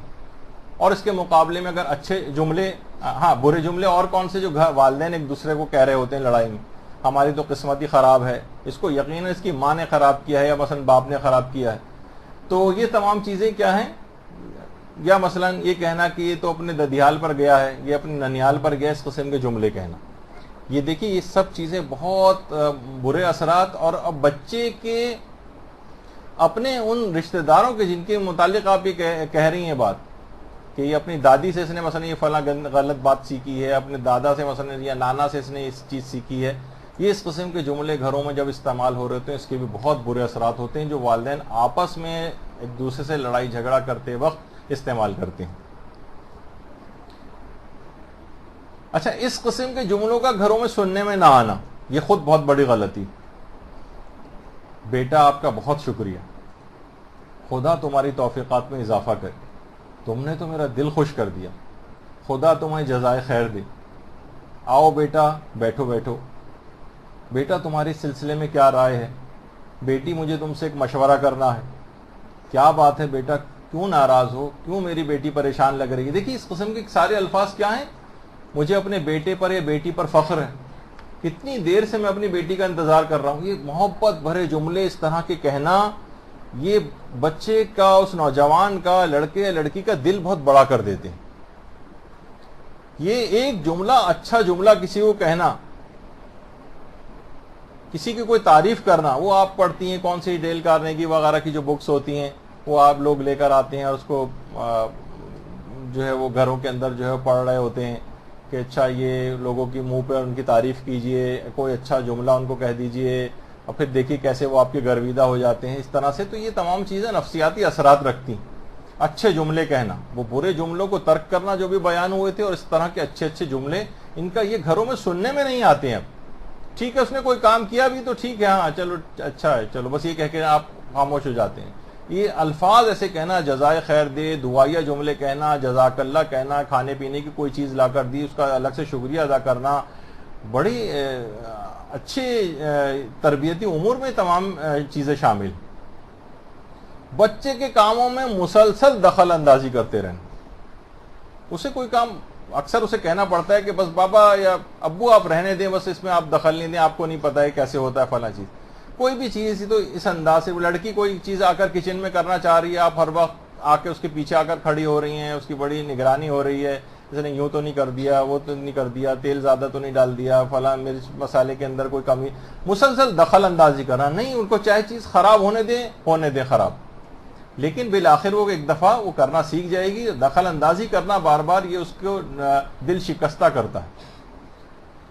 بچے کے استاد دوستوں کے خلاف جملے بول کر اس کے دماغ کو منفی ذہنیت میں تبدیل کرنا. بعض اوقات آج کل یہ بھی ہو رہا ہے کہ مثلا ذرا سا بچہ کوئی شکایت کرتا ہے، اسکولوں کے اندر دیکھنے میں آتا ہے والدین ان کے اساتذہ سے لڑنے کے لیے پہنچ جاتے ہیں، مدرسے کے اندر جو ہے لوگ لڑنے کے لیے آ جاتے ہیں. کوئی دیکھیں مدرسہ یا اسکول کالج وغیرہ اس کے اندر جو استاد کوئی بھی سخت بات بھی کر سکتا ہے. اس سے کیا ہوتا ہے بچے کی نگاہوں استاد کی قدر و منزلت بالکل ایک ڈی گریڈ ہو کے رہ جاتا ہے کہ خود والدین اس کے خلاف جملے استعمال کر رہے ہیں، تو وہ آ کے روزانہ اور ان کی شکایتیں کرتا ہے. بہت سی باتیں اکثر بچے جھوٹی بھی منسوب کرتے ہیں جسے والدین سچ سمجھ جاتے ہیں. تو بہرحال اس انداز سے اس بچے کے دوستوں کے خلاف جملے بولنا، بچے کے جو ہے وہ استاد یا ٹیچرز وغیرہ کے خلاف بولنا، یہ نہیں کرنا چاہیے. اس کے نگاہ میں ایک امیج ان لوگوں کا برقرار رہنا چاہیے جس کو شکستہ نہیں ہونا چاہیے. ورنہ کیا ہوگا کہ بچہ آئیڈیالائز کرتا ہے اپنے استاد کو، اپنے ٹیچرز کو. آپ کی بات بھی اتنی نہیں سنے گا جتنی اپنی ٹیچر کی بات سنے گا. اور ادھر اگر آپ نے اس کے خلاف جملے بولے زیادہ تو اس کے نگاہ میں اس کی بھی امیج بالکل خراب ہو جائے گی. پھر وہ ٹیچر کوئی چیز سمجھائے گی بھی تو اس کی سمجھ میں نہیں آئے گی. بچے کے سامنے والدین کا ایک دوسرے کا احترام نہ کرنا، تو پہلے کئی دفعہ بات ہو چکی، لڑتے جھگڑتے رہنا، ایک دوسرے کو برا بھلا کہنا. باپ کا اولاد کے ساتھ ضرورت سے زیادہ دوستانہ رویہ اور ہنسی مذاق کرنا، جس سے باپ کا رو بھی ختم ہو جائے، یہ نہیں ہونا چاہیے. بہت سے گھروں میں یہ بھی دیکھا کہ باپ اتنے زیادہ فرینڈلی ہو گئے ہیں کہ ان کا کوئی رو بھی ختم ہو گیا ہے. بس جس طریقے سے عام وہ آج کل بہت سارے اس طرح کے ٹی وی مزاحیہ پروگرام بھی جس میں اباؤں کا نام لے لیا جاتا ہے اور یار ابا کا کہا جاتا ہے ان کو، یا کوئی بھی اس طرح کی بات، تو یہ سب کچھ نہیں ہونا. یہ کیا ہے کہ بری چیزیں لوگوں کے اندر پھیلائی جا رہی ہیں، اور انتہائی بری بات ہے کہ باپ کا نام لے کے ابھی تک یہ نہیں ہوا، لیکن شاید کچھ دنوں میں ٹی وی ڈراموں کی بنسبت یہ چیز ہونا شروع ہو جائے گی، یا ان کو اس طرح کے جملے کہنا، یار اور فلاں اور اس طرح کی چیزیں.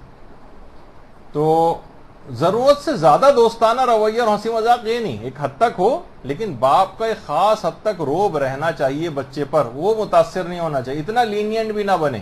بہت سے والدین کہتے ہیں نہیں بھائی ہم بالکل گھر میں ریلیکسڈ ایک ماحول رکھتے ہیں، اس سے بہت جب سختی کی نوبت آتی ہے تو پھر اس کا کوئی فائدہ نہیں ہوتا، پھر آپ اس کو روک نہیں سکتے اس برائی سے.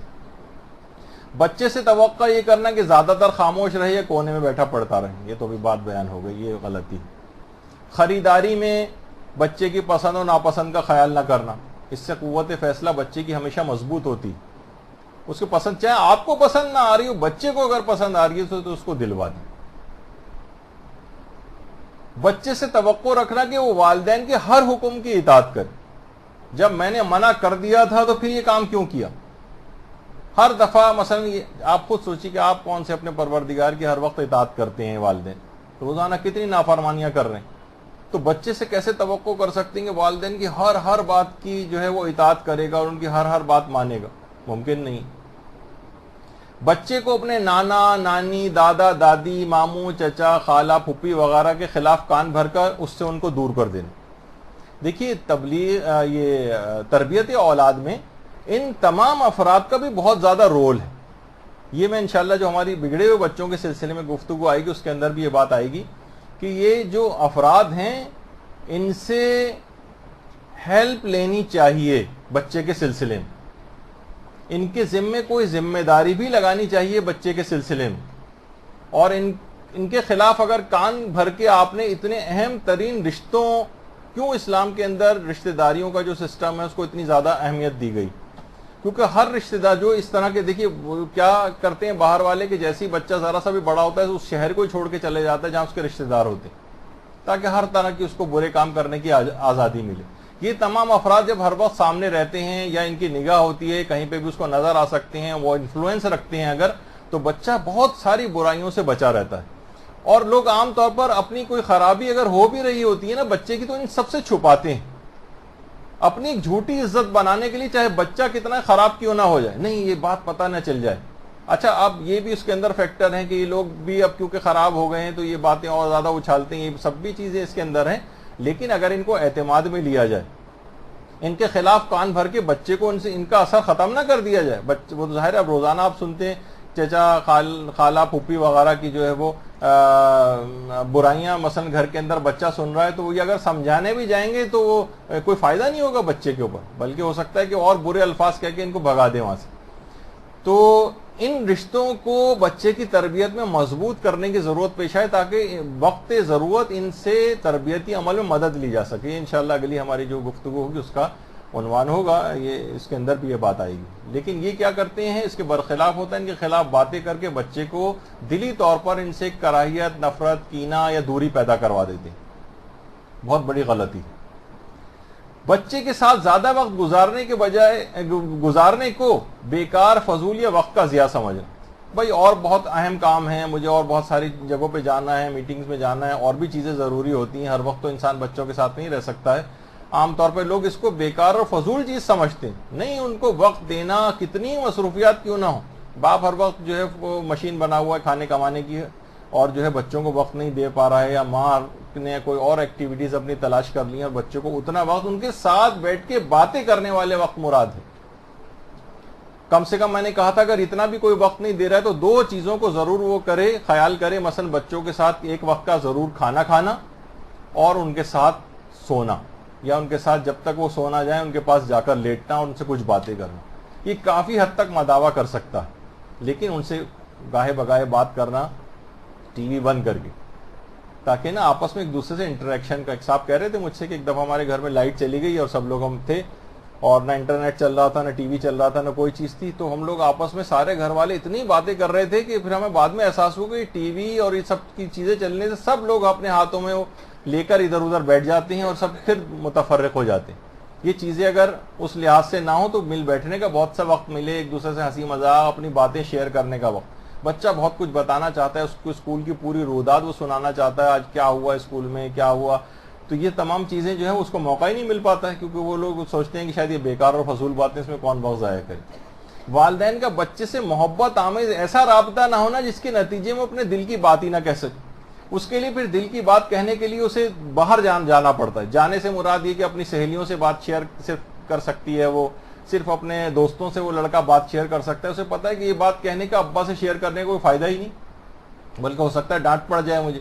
تو ایسا محبت آمیز رابطہ ہی نہیں کہ کچھ باتیں وہ کہہ سکے اپنے دل کی۔ یہ بہت زیادہ گھروں کے اندر یہ بھی چیز دیکھنے میں آ رہی، تو نتیجہ یہ کہ باہر کے افراد جب تلاش ہوتے ہیں تو خرابی کی طرف معاملہ جاتا ہے۔ بہت ساری باتیں ایسی ہیں جو اسے گھر میں بتا دینی چاہیے، مثلا فلاں میرا ایک دوست ہے یا سہیلی ہے، اس نے یہ مثلا بات کہی ہے، کچھ ہے، یعنی کوئی نہ کوئی باتیں اسکول کی، کالج کی، یونیورسٹی کی، اور اس طرح سے وہ شیئر کریں والدین کے ساتھ۔ اس طرح کا ایک رابطہ والدین کا محبت آمیز ہونا چاہیے۔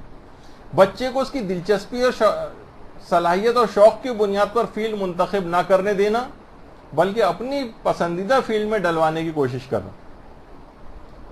ایک حد تک دماغی طور پر ایک تو ہوتا ہے سمجھانا، گائیڈ کرنا اس کو، اور ایک ہوتا ہے نہیں دھونس زبردستی کے ساتھ تو میں یہی کرنا ہے۔ اس سے بھی خرابیاں جنم لیتی ہیں، اس سے تعلیمی جو تربیت ہے وہ نقصان اس کو پہنچتا ہے۔ یہ طریقہ کار غلط ہے۔ اس کو صلاحیت اور شوق کے بنیاد پر بھی، یا تو آپ اس کو ذرا برین واش کرتے ہوئے کسی ایسی شروع سے اس کو دماغ میں کوئی ایسا ایم ڈالیں جس کو جو آپ اس کو مثلا آپ عالم دین بنانا چاہتے ہیں۔ اچھا اس میں کیا کرتے ہیں کہ ٹھیک ہے ابھی یہ ذرا انٹر وغیرہ کر لے، پھر اس کو دیکھیں گے آگے کہ علم دین میں۔ جب انٹر وغیرہ اور میٹرک اور یہ تمام اس کے اندر جب اس کو وہ جاتا ہے تو اس کی وہ اور نوجوانوں کے ساتھ، بچوں کے ساتھ اس کی ایک وہ ہوتی ہے بات چیت وہ اپنے وہ بتا رہے ہوتے ہیں مجھے یہ بننا ہے وہ بننا ہے، تو انفلوئنس ہوتا ہے. پھر اس وقت آپ کہیں اب تمہیں عالم دین بننے کے لیے جانا ہے، مدرسے میں داخلہ لو، اب نہیں ہو پائے گا. یا تو آپ اتنا زیادہ ایسا کام کریں اسے عالم دین بچپن سے بنانے کے لیے، اس کا ایک لحاظ سے جسے کہا جائے اگر الفاظ منفی نہ ہو، اس کا برین واش کریں کہ وہ اس طور پر ہی اس کو جانا ہے، آگے بڑھنا ہے، تو دماغی طور پر قائل ہو کے اس فیلڈ کے اندر آئے تو صحیح. اب زور زبردستی کرتے ہیں تو اکثر یہ ہوتا ہے کہ وہ چند سال وہاں پڑھنے کے بعد پھر واپس آ جاتے ہیں، مدارس کو چھوڑ دیتے ہیں، اور پھر وہ کہیں کے بھی نہیں رہ پاتے. نہ دنیاوی تعلیم میں بھی وقت نکل گیا اور دینی تعلیم میں بھی تو ان کا پہلے سے ہی دل نہیں تھا، آپ نے زبردستی بھیج دیا تھا. تو یہ غلطیاں ہوتی. بچوں کو سوالات پوچھنے پر جھڑک دینا، اس کا نامناسب جواب دے کے اسے مطمئن کرنے کی کوشش کرنا. اب اتنا وقت نہیں، اس وجہ سے میں تیز رفتاری کے ساتھ ذرا گزروں گا. بچے کی غیر نصابی سرگرمیوں میں والدین کا دلچسپی اور حصہ نہ لینا. مثلا اس کے اسکول میں کوئی پروگرام ہو رہا ہے، اس میں کوئی پرفارمنس وہ دکھانا چاہ رہا ہے، کوئی تقریر کرے گا، کوئی حسن قیادت کا کوئی مقابلہ ہے کسی اور جگہ، والدین نہیں جاتے، حتیٰ کہ جو پیرنٹ ٹیچرز میٹنگ ہوتی ہے اس تک کے اندر نہیں جا پاتے. بہت کوئی مجبوری ہو تو ایک الگ بات ہے، لیکن ان کو ان کے دلچسپی والے جتنے امور ہیں اس کے اندر والدین کو خود بھی پارٹیسپیٹ کرنا چاہیے. اس سے بچے کا دل بہت بڑا ہوتا ہے. کوئی پرفارمنس کوئی کسی جگہ کر رہا ہو کوئی چیز تو وہ اس میں دلچسپی لینی چاہیے. تعلیمی تربیت کے اندر یہ تمام چیزیں آتی ہیں. اب آ جائیے بچے کو سزا دینا.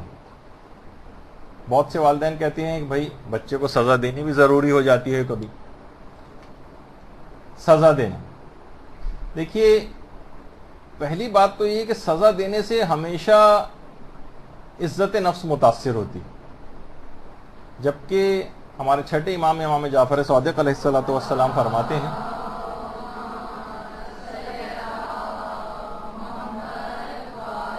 بچوں کے ساتھ حسن سلوک اور نیکی اور محبت والدین کے ساتھ محبت اور حسن سلوک کے مانند. جس طرح انسان والدین کے ساتھ محبت اور حسن سلوک کرتا ہے بچوں کے ساتھ کرے گا تو وہی ثواب رکھتا ہے. چاہے جائے گا کہ اس کو آپ مار رہے ہوں، اس کو سزائیں دے رہے ہوں، اب اس کے بڑے نقصانات آئیں گے. دیکھیے بہت زیادہ سرزنش کرنا، امام فرماتے ہیں کہ سرزنش میں زیادتی کرنا ہٹ دھرمی کی آگ کو بھڑکاتا ہے. ہٹ دھرم بنے گا وہ. سرزنش کرنا یعنی اس میں اس کو جھڑکنا، بار بار ٹوکنا اور سزائیں دینا بھی اس کے اندر شامل ہو جاتا ہے. آغا ابراہیم امینی نے اپنی کتاب آئین تربیت میں لکھا کہ بچے کی توہین اور حد سے زیادہ سرزنش نہ کریں، کیونکہ توہین اور سرزنش اسے ضد پر ابھارتی. وہ اپنے آپ سے یہ کہتا ہے کہ یہ میری توہین کرتے ہیں اور مجھے ملامت کرتے ہیں، میں بھی ان کے سامنے ڈٹ جاؤں گا اور ان سے انتقام لوں گا. یہ وہ اپنے آپ سے کہتا ہے. تو ہر وقت جن والدین جو ہر وقت برا بھلا کہہ رہے ہوتے ہیں یا مار پیٹ کر رہے ہوتے ہیں تو بچے کے اندر یہ جذبات ابھر رہے ہوتے ہیں. یہ بہت بڑی غلطی ہے جو والدین اس انداز سے کرتے ہیں. اور دیکھیے بہت سارے ایسے والدین بھی ہوتے ہیں، والد خاص طور پہ، کہ جیسے ہی گھر میں داخل ہوتے ہیں ایک دم سے پن ڈراپ سائلنس گھر میں ہو جاتا ہے. کہیں سننے میں آتا ہے کہ والد اتنے سخت ہیں بھائی ان کے کہ بالکل سارے خاموشی کے ساتھ گفتگو کر رہے ہوتے ہیں. رسول فرماتے ہیں قیامت کے دن بدترین لوگ وہ ہوں گے کہ اس دنیا میں احترام لوگ ان کا ڈر کی وجہ سے کریں. وہ جو احترام ہو رہا ہے نا وہ ڈر اور خوف کی وجہ سے. یہ بدترین افراد پیغمبر نے ان کو قیامت کے روز شمار کیا. تو گھر میں اس طرح سے اس انداز کی سختی کرنا، یہ وہی عام طور پہ کرتے ہیں جو اکثر مار پیٹ بھی کرتے ہیں گھروں. امام فرماتے ہیں حد سے زیادہ سرزنش ہٹ دھرمی کی آگ کو بھڑکاتی ہے، اور بار بار سرزنش سے اجتناب برتو، کیونکہ اس طرح سے گناہوں کی جرت ہوتی ہے اور عتاب اور سرزنش کی وقت کم ہو جاتی ہے. اور کثرت کے ساتھ سرزنش نہ کرو، کیونکہ یہ چیز کینوں کو پیدا کرنے کا سبب بنتی ہے اور دشمنی کا موجب ہوتی ہے. اور جب کسی کو سرزنش کرو تو اس سے محبت کی گنجائش بھی رکھو. یعنی تمام چیزیں کہ حد سے زیادہ سختی کرنا، اس کے اندر مار پیٹ بھی آ جاتی یا سزائیں دینا آ جاتی. اچھا امام نے یہ بھی فرمایا کہ دیکھو اپنے بیٹے کو مت مارو. یعنی بیٹوں سے مراد ہمیشہ یہ بات یاد رکھ لیجیے، لوگ کہتے ہیں کہ یہ کوئی جینڈر کا کوئی اسلام کے اندر کوئی مسئلہ ہے کہ لڑکوں کو بڑی فوقیت دی جا رہی ہے، لڑکے. بیٹا یا جب بھی بیٹا کا لفظ آتا ہے یا ولد، وہ بیٹی کے لیے بھی استعمال ہوتا ہے. یہ صرف سے بیٹا مراد نہیں ہوتا، اس سے اولاد مراد ہوتی ہے. یعنی اپنی اولاد کو مت مارو. اسے باادب بنانے کے لیے اس سے ناراض ہو جاؤ، لیکن اپنی ناراضگی کی مدت کو طول نہ دو. یعنی زیادہ سے زیادہ مار پیٹ کو منع کیا گیا ہے کہ واقعتاً اس سے کبھی کوئی فائدہ نہیں دیکھا ہے. بس وہ اس تھوڑی دیر کے لیے آپ اس کو روک دیتے ہیں اپنی اس طاقت کے ذریعے، لیکن وہ اسپرنگ کی مانند ہے. جیسے ہی وہ اسپرنگ ہٹے گا، ایک دم سے کھلے گا، جس کو آپ نے دبایا ہے اس سے کہیں زیادہ اوپر وہ جائے گا اپنی سرکشی اور بغاوت. اور ایک شخص اپنے نافرمان بیٹی کی اصلاح کے غرض سے امام موسیٰ کاظم علیہ الصلوۃ والسلام کے پاس آیا. اللہم صلی اللہ علیہ وسلم.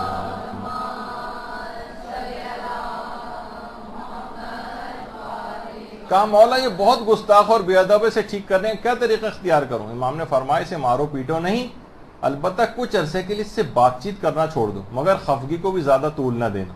وہی جو اس سے پہلے امیر المومنین نے کہا تھا، وہی ہمارے 7ویں امام سے بھی مروی. تو بات چیت کی حد تک کمی کی جا سکتی. اور بالغ کو سزا دینا تو انتہا سے زیادہ غلط کام ہے. بالغ کو مارنا، جو اتنا بڑا ہو گیا ہے، بالغ ہو گیا ہے، اس کے ساتھ اگر مثلا ہو گیا ہے 16 17 18 سال کا اور باپ اس کو جو ہے وہ مار رہا ہے، لڑکی ہو گئی 10 11 12 سال کی اور اس کو مار لگ رہی ہے گھر میں، تو یہ سب چیزیں کیا ہیں؟ یہ تو اس سے بھی زیادہ نقصان دہ ہے بالغ کو مارنا. اس میں شرعی احکام بھی بہت سارے آ جائیں گے اور ویسے بھی منفی اثرات بھی ہوں گے. دیکھیے اولاد کو احترام کرنے کو کہا گیا ہے کہ تم اپنی اولاد کا احترام کرو، انہیں حسن ادب سے سنوارو. تو یہ اس چیز کی پیغمبر نے باقاعدہ احترام کرنا، جس کا احترام کیا جاتا ہے اس کو مارا پیٹا تو نہیں جاتا ہے. اچھا، سزا دینے کے بہت سارے نقصانات ہوتے ہیں. ایک تو سزا دینے میں اصلاح عموماً نہیں ہوتی، یہ بات یاد رکھ لیجیے. سزا دینے میں اصلاح نہیں ہوتی.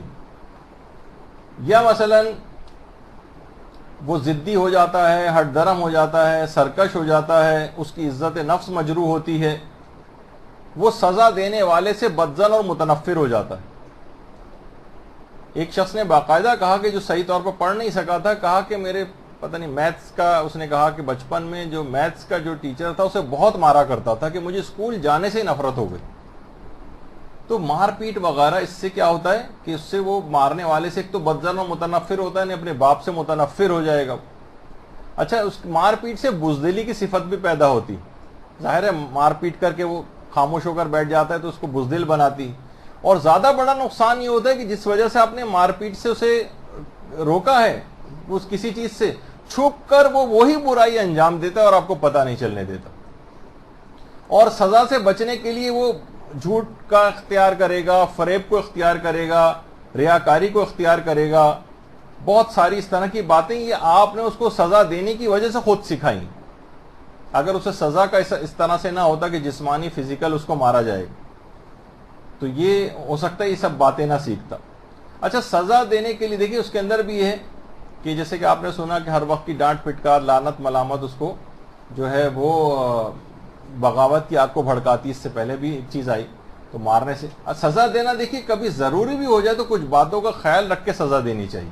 سزا دینے کے بھی کچھ اصول ہیں. سب سے پہلی بات تو یہ کہ اس کو کبھی بھی ڈرائیں کسی چیز سے نہیں. جیسے چھوٹے بچے ہیں، آپ اٹھا کے لے آئے بکرے کا سر اور اس کو مثلا ڈرا رہے ہیں. سزا دینے کے مختلف جو طریقے آپ نے کہا کہ اب کیا ہے کہ اس کے ننھے سے دل کے اوپر وہ بہت خوف محسوس کر رہا ہے اس کا، آپ کو پتہ بھی نہیں کہ کتنے اس کے اوپر جو ہے اثرات ہو رہے ہیں. ایسی کوئی چیز نہیں ہونی چاہیے. یا مثلا سزا دینے میں اس کو مارا پیٹا جا رہا ہے، اب دیت بھی واجب ہو جاتی ہے، اس کے الگ مسئلے.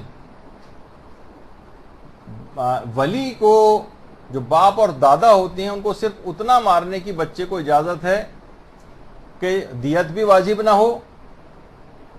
دیت واجب نہیں ہونی چاہیے. یہ تو جو نشان پڑے اس طرح کے عام طور پر تماچا مارا، چہرے پر جو مارنے سے جو سرخی آتی ہے، نیلاہٹ آتی ہے، کھال پھٹ جاتی ہے، کوئی بھی اس طرح سے، اس کی دیت دیگر جسم کے حصوں میں مارنے سے الگ ہے، زیادہ ہے، جو کہ ابھی ہمارا عنوان نہیں ہے ورنہ اس موضوع کے اوپر جو ہے وہ جانا پڑے گا. لیکن اس طرح سے بچے کو مارنا کہ اس کے چہرے کا رنگ متغیر ہو جائے، سرخ ہو جائے، نیلا پڑ جائے، کھال پھٹ جائے، یا کوئی بھی اس طرح سے کوئی چیز ہو جائے تو دیت واجب. ماں کو تو بالکل بھی اجازت نہیں ہے مارنے کی، سوائے اس کے، یعنی صرف ولی کو اجازت ہے، باپ اور دادا کو، اور وہ بھی اتنا مار سکتا ہے کہ دیت واجب نہ ہو. یا اگر مثلا کوئی ٹیوشن ٹیچر ہے، ٹیوٹر ہے، اسکول کا کوئی ہے اور بچہ بغیر مارے جو ہے وہ سمجھ نہیں رہا ہے، تو ولی کی اجازت سے بچے کی مصلحت میں فقط 3 ضرب اس کو لگا سکتے ہیں کہ اس کے دیت بھی واجب نہ ہو. لوگ کہتے ہیں بھائی اتنی ہلکے پھلکے مارنے سے تو کیا ہوگا، یہ تو وہ طوفان نوح کی طرح، جب طوفان نوح آ رہا تھا ہلکی ہلکی فوار پڑ رہی تھی اور حضرت نوح کہہ رہے تھے کہ دیکھو طوفان آنے والے لوگوں نے کہا اگر یہ طوفان عذاب یہی ہے تو روزانہ ایسا عذاب آیا کرے، تو بہت اچھی ہلکی ہلکی فوار پڑ رہی ہے اور جس طرح. اور اس کے بعد پھر جب پانی ابلنا شروع ہوا تھا تندور سے اور اس کے بعد پھر پوری دنیا غرق ہونے لگی، پھر ان کو سمجھ میں آیا. تو اگر اتنا ہلکا ماریں گے اس کو، تو آغا سیستانی نے بھی اپنے استفتاح میں بھی لکھا کہ صرف 3 ضربیں اس طرح سے اس کو مار سکتے ہیں کہ دیت واجب نہ ہو اور مارنے میں بچے کی مصلحت بھی ہونی چاہیے، اور وہ دیگر افراد بھی ولی کی اجازت سے مارے. لیکن آپ نے دیکھا کہ اتنا ہلکا پھلکا ہے کہ شاید وہ بچے کو ہنسی زیادہ آئے بجائے کہ رونے وغیرہ کے، اتنا ہلکے مارنے کی صرف اجازت جو ہے اس میں ملتی. تو یہ نہ ہو، سب کے سامنے سزا نہ دیں. سزا کا ایک اصول ہے، اگر آپ نے سب بچوں کے سامنے اس کو سزا دی، اس کی عزت نفس بہت زیادہ مجروح ہوگی اور اس سے بھی زیادہ وہ گناہگار اور مجرم بنے گا. ایک جگہ کوئی مذاکرہ میں ٹی وی پہ سن رہا تھا، تو اس میں ایک نفسیات دان بیٹھے ہوئے تھے، وہ یہی کہہ رہے تھے کہ جتنے بھی یہ بڑے بڑے جرائم پیشہ افراد اور ظالم ہوتے ہیں، بچپن کے زمانے میں ان کی عزت نفس بہت زیادہ مجروح ہوتی. گھر میں مارا پیٹا جا رہا ہوتا ہے، اکثر آپ سنتے ہیں نا کہ میں گھر سے فرار ہو گیا تھا اور یوں ہو گیا تھا، وہ اسی وجہ سے. تو یہ گھر میں بہت زیادہ حد تک آمیز سلوک ہوتا ہے. پھر وہ جیلوں میں جاتے ہیں، اس سے بھی زیادہ حد تک آمیز سلوک ہوتا ہے. تو بڑے فل ٹائم زبردست قسم کے ٹیررسٹ بن کے نکلتے ہیں ان تمام جگہوں سے. تو سب کے سامنے سزا دینا، اس کی عزت نفس مجروح ہوتی. سب کے سامنے اگر ماریں گے تو بہت بچے کے اوپر برا اثر پڑے گا. کیونکہ دیکھیے تنہائی میں نصیحت کرنے سے یا مارنے سے اصلاح ممکن ہے، لیکن سر عام اگر آپ کسی کو نصیحت کریں سب کے سامنے، سے مساجد میں ہوتا ہے، ایک کوئی صاحب اگر کوئی غلطی کر رہے ہوتے ہیں تو اتنی زور زور سے بول کے لوگ ان کو غلطی کی طرف متوجہ کرتے ہیں کہ تمام مسجد کے نمازی مڑ مڑ کے دیکھنے لگتے ہیں. اور وہ بیچارہ آدمی نا شرمندہ ہو جاتا ہے کہ مجھ سے کیا ایسی غلطی. ہر آدمی سوچتا ہے اچھا ان کو شاید نماز صحیح پڑھنی نہیں آتی. پھر نتیجہ تن یہ کہ وہ آپس میں تلخ کلامی ہونے لگتی. تو تنہائی میں ایک دفعہ کونے میں لے جا کر کسی جگہ اس طرح سے وہ کریں اور سب کے سامنے نہ سزا دیں اور نہ نصیحت کریں.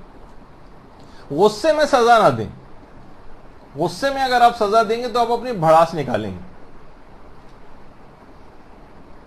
دیکھیے غصہ کہا جاتا ہے ایک آگ ہے جو دلوں میں لگ جاتی ہے. یہ سب اس آگ، آنکھیں سرخ ہوتی ہیں، گردن کی رگیں پھول جاتی ہیں. خود پیغمبر نے جملے ارشاد فرمائے کہ اس طرح سے یہ رگوں پہ کے اندر شیطان جو ایک لحاظ سے گھوم رہا ہوتا ہے. تو غصے میں اگر آپ کوئی سزا دیں گے تو آپ تجاوز کر جائیں گے، دیت واجب ہوگی، گناہ گار ہو جائیں گے، آپ شرعی احکام کی خلاف ورزی کر جائیں گے. تو غصے میں سزا نہیں ہونی چاہیے. اور جو ہر وقت یہ لڑتا جھگڑتا گھر کے اندر رہتا ہے، جب ہی کہا جاتا ہے کہ یہ بہت مشکل ہے کہ گھر میں یہ خوف خدا قائم رکھ سکے. کیونکہ غصے میں آدمی ظاہر ہے جب لڑتا جھگڑتا ہے غصے میں ہوتا ہے، جب غصے میں ہوتا ہے تو پھر خوف خدا قائم نہیں رکھ سکتا ہو، پھر وہ شرعی احکام کی خلاف ورزی لازمی کر جائے گا. تو غصے میں سزا نہ ہو. سزا دینے میں مبالغہ آ رہا ہے اور جھوٹ کا سہارا نہ لے. اس کی بات کو بڑھا چڑھا کر وہ کرنا، چھوٹے سا مثلا اس نے غلطی کی، آپ نے اس کو بہت زیادہ بڑھا چڑھا کر پھر اس کو سہارا لے کے مار رہے ہیں اس کو. یہ نہیں ہونا چاہیے. ایسی دھمکیاں نہ دیں جس پر عمل نہ ہو سکے. جیسے میرے جاننے والے ہیں، وہ ہمیشہ سے بچپن سے جن کے بچے چھوٹے چھوٹے تھے اب سب جوان ہو گئے، ہمیشہ سے دھمکی دیتے آ رہے ہیں کہ تمہاری ٹانگیں توڑ دوں گا. تو میں نے ایک دفعہ کہا تھا آپ کے والد نے آج تک ایک کی بھی ٹانگ نہیں توڑی. تو مقصد کہنے کا ایسی دھمکیاں سے پتہ ہے کہ یہ کچھ ہونا ہی نہیں ہے جو اس قسم کی دھمکیاں دے رہے ہیں. تو ایسی دھمکیاں دینے سے کوئی فائدہ نہیں ہے سزا میں بھی کہ جس پہ عمل درآمد نہ ہو سکے. بچے کی غلطی اور اس کے نقائص بتا کر سزا دیں. ابھی سزائیں کون سی وہ بھی میں آگے چل کر بتاتا ہوں، لیکن اس کے بتائیں کہ کیوں سزا دی جا رہی ہے. اسے پوری چارج شیٹ اس کے سامنے پیش کریں. دیکھو کتنی دفعہ تم کو بات سمجھائی گئی تھی، پھر تم نے والی، یعنی پورے اس کو بتائیں کہ غلطی کیا ہے، نقائص کیا ہے، پھر اس کے بعد. اور اس دوران آپ کا اپنا ذاتی غصہ بھی کم ہو جائے گا. سزا کو ہمیشہ آخری حربے کے طور پر استعمال کریں جب ساری چیزیں فیل ہو جائیں. زبانی کلامی بھی سمجھا کے دیکھ لیا، رشتہ داروں اور دوست احباب کی جو ہے مدد لے کے بھی دیکھ لیا، کسی سے انفلوئنس بھی کروا کر دیکھ لیا، دوستوں سے بھی مدد لے کر دیکھ لی، لیکن وہ چیز سمجھ میں نہیں آ رہی، اس کو وہ غلطیوں پہ غلطیاں یا وہ گناہ کرتا چلا جا رہا، سزا کو بالکل آخری حربے کے طور پر استعمال کرنا. اور دیکھیے جب یہ کہ محبت اور شفقت یہ ہمیشہ فرزند کو نیک کردار بنانے میں مددگار ہوتی، سزا دینے سے ہمیشہ وہ دور ہو جاتا ہے نیک کردار بننے سے، نیک کردار اس کے اندر نہیں آ پائے گا. تو یہ بہت ضروری ہے. جب یہ اولاد کے بہت زیادہ احترام کرنا، اس کو اچھی تربیت دینا، اس کا الگ سے بہت زیادہ تذکرہ ہے کہ بچے کو ایک سزا دینے میں تو اس کی عزت نفس مجروح ہو رہی، لیکن احترام میں وہ اچھا ہوتا جا رہا ہے، اس کے اوپر اچھے اثرات ہوتے ہیں، وہ آپ کی ایکسپیکٹیشن میں پورا اترنے کی کوشش کرے گا. سزا کے بجائے غلطی کا سبب تلاش کر کے اس کا ازالہ کریں. یہ بھی ہماری اگلی گفتگو کا عنوان ہوگا کہ بعض اوقات جو بچے سرکش، باغی، ہٹ دھرم اور کردار کے خراب ہو رہے ہیں، اس کی وجہ کیا ہے. بعض اوقات آپ وہی جسے کہا جاتا ہے نا کہ کنویں میں سے ڈول پہ ڈول نکالے چلے جا رہے ہیں، لیکن مرا ہوا کتا اس کے اندر ویسے ہی پڑا ہوا ہے. کتنے بھی ڈول پانی نکل، کنواں پاک کیسے ہوگا؟ پہلے تو اس نجاست کو تو نکالتے ہیں اس کے اندر سے. تو ہم کیا کرتے ہیں کہ وہ چیز وہیں کی وہیں موجود رہتی ہے، وہ غلطی، اور بس سزا دے رہے ہیں اس کو. تو یہ کاسمیٹک ٹائپ کے جو ہوتے ہیں اس سے اور زیادہ نقصان ہوتا ہے چیزیں. سزا دینے کے بجائے اس کی غلطی کا سبب تلاش کریں کہ اس کا سبب کیا ہے، غور و فکر کریں، اس کے بعد پھر اس کا ازالہ کریں، تو ہو سکتا ہے وہ بات ہی ختم ہو جائے اس پہ سزا دینی.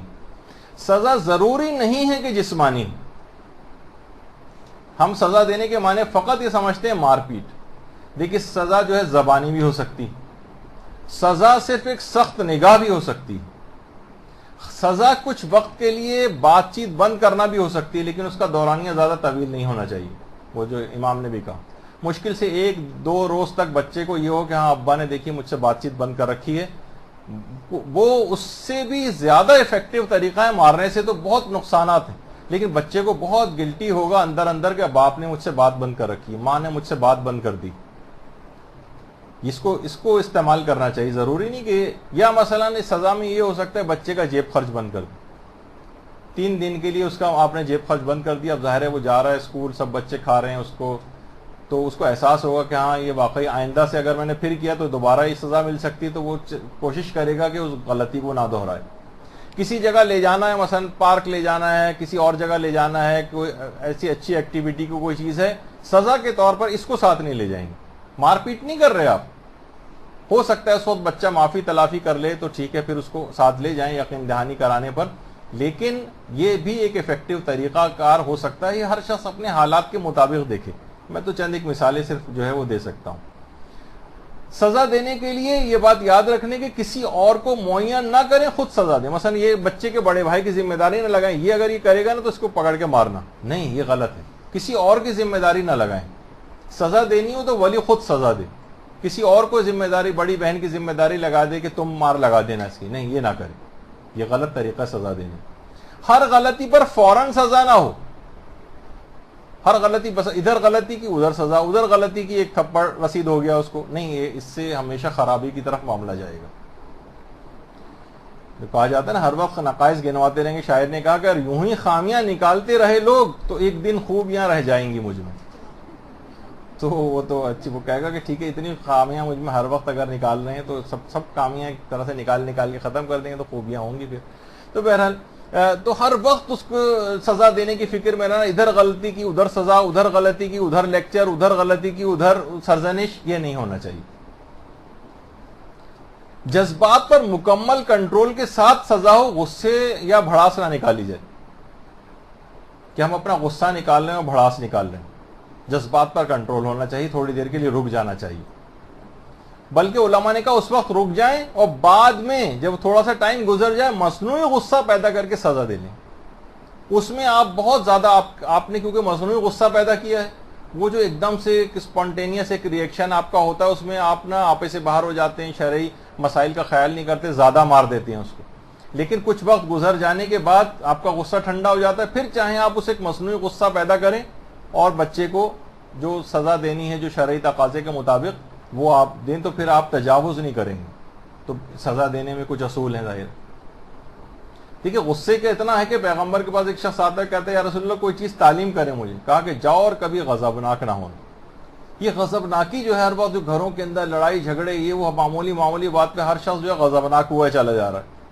بھائی اپنے آپ کو ذرا ٹیمپرامنٹ اپنا جو ہے وہ ذرا تھوڑا سا ٹھنڈا رکھیے. ہر وقت یہ اینگری ینگ مین اور جو بھی اس طرح کے جو الفاظ ہوتے ہیں کہ جناب ہر وقت یہ بنا ہوا گھر میں کوئی آدمی نہ گھومے کہ میں باپ ہوں اور میں جو ہوں بس میرا کام یہ ہے کہ سب میری اطاعت کریں اور حکم مانیں. یہ والی چیز نہیں ہے. ماں بھی اس طرح کا کوئی رویہ اختیار نہ کرے. سزا دینے میں ہمیشہ اصلاح کو مد نظر رکھیں. ایسی بھی سزائیں ہو سکتی ہیں جس میں اصلاح ہو. مثلا اگر بچہ چھوٹا ہے تو کیا کر سکتے ہیں؟ کہیں گے چلو تم نے غلطی کی ہے، 2 رکعت نماز توبہ پڑھو. چھوٹے بچوں کو اس پہ کیا جا سکتا ہے. آپ کی نگاہ میں فوراً ایسے خطرناک بدتمیز بچے آ رہے ہوں گے جو آپ کو پتہ ہے کبھی بھی نماز نہیں پڑھیں گے، لیکن ٹھیک ہے چند کچھ اس عمر والے بچے جو آپ کی ورنہ آپ ان سے بہت سارے سہولتیں اور آسائشیں لے لیں.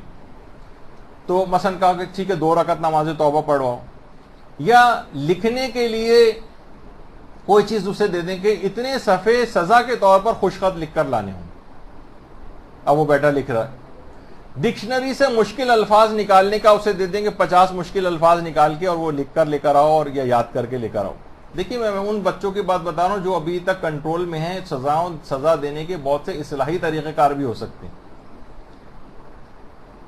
جو بچے ظاہر ہے آؤٹ آف کنٹرول اور بڑے ہو گئے ہیں ان کے لیے تو اگلی دفعہ چیزیں آئیں گی. دیکھیے قرآن کی بھی جو 114 سورے ہیں ان میں شروع میں ایک کے علاوہ ہر جگہ بسم اللہ الرحمن الرحیم رحمان الرحیم کے اس پیغامت کے ساتھ جو ہے سورے شروع ہو رہے ہیں. اس کے اندر بھی یہی پیغام ہے کہ معاشرے کے اندر عفو و درگزر، شفقت و رحمت و محبت ہی کو اصل مقام ہے. سزائیں دینا اور یہ عمومی طور پر گھریلو زندگیوں کے اندر اس کا زیادہ مقام نہیں. رحمت و شفقت ہی سے جتنے آپ کام لے سکتی ہیں وہ لے سکتے ہیں.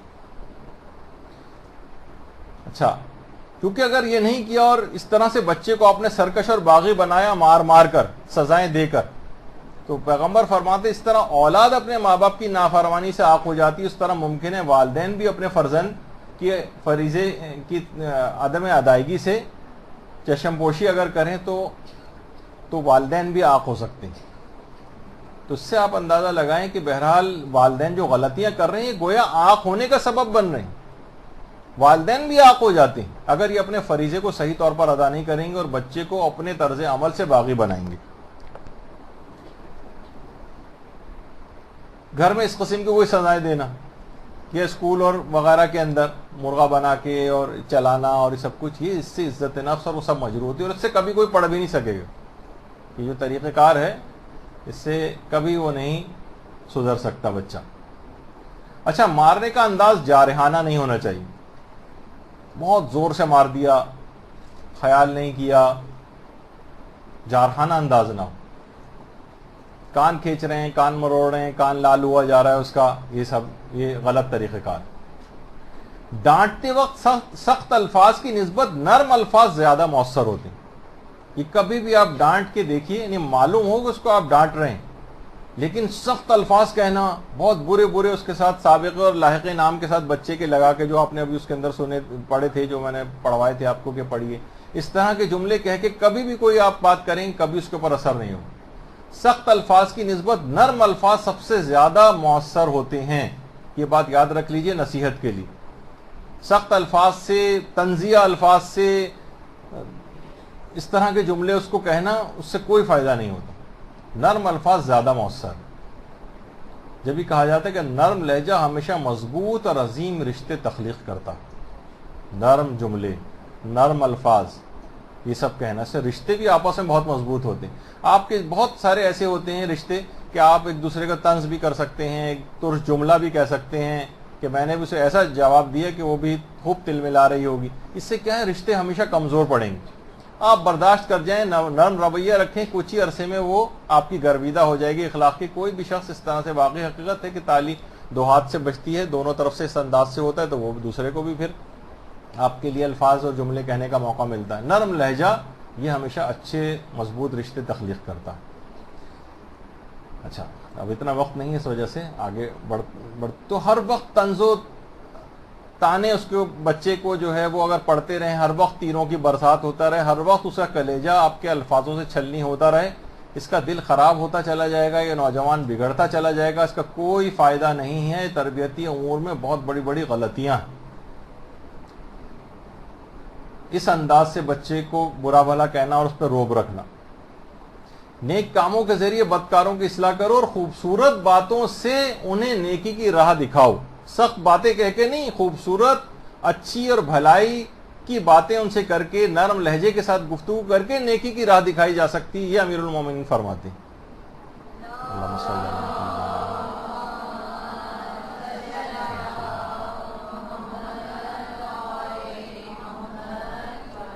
اگر وہ غلطی پر معافی مانگے تو سزا دینے کے بجائے اس کو معاف کر دیا جائے، یہ سب سے بہتر طریقہ ہے۔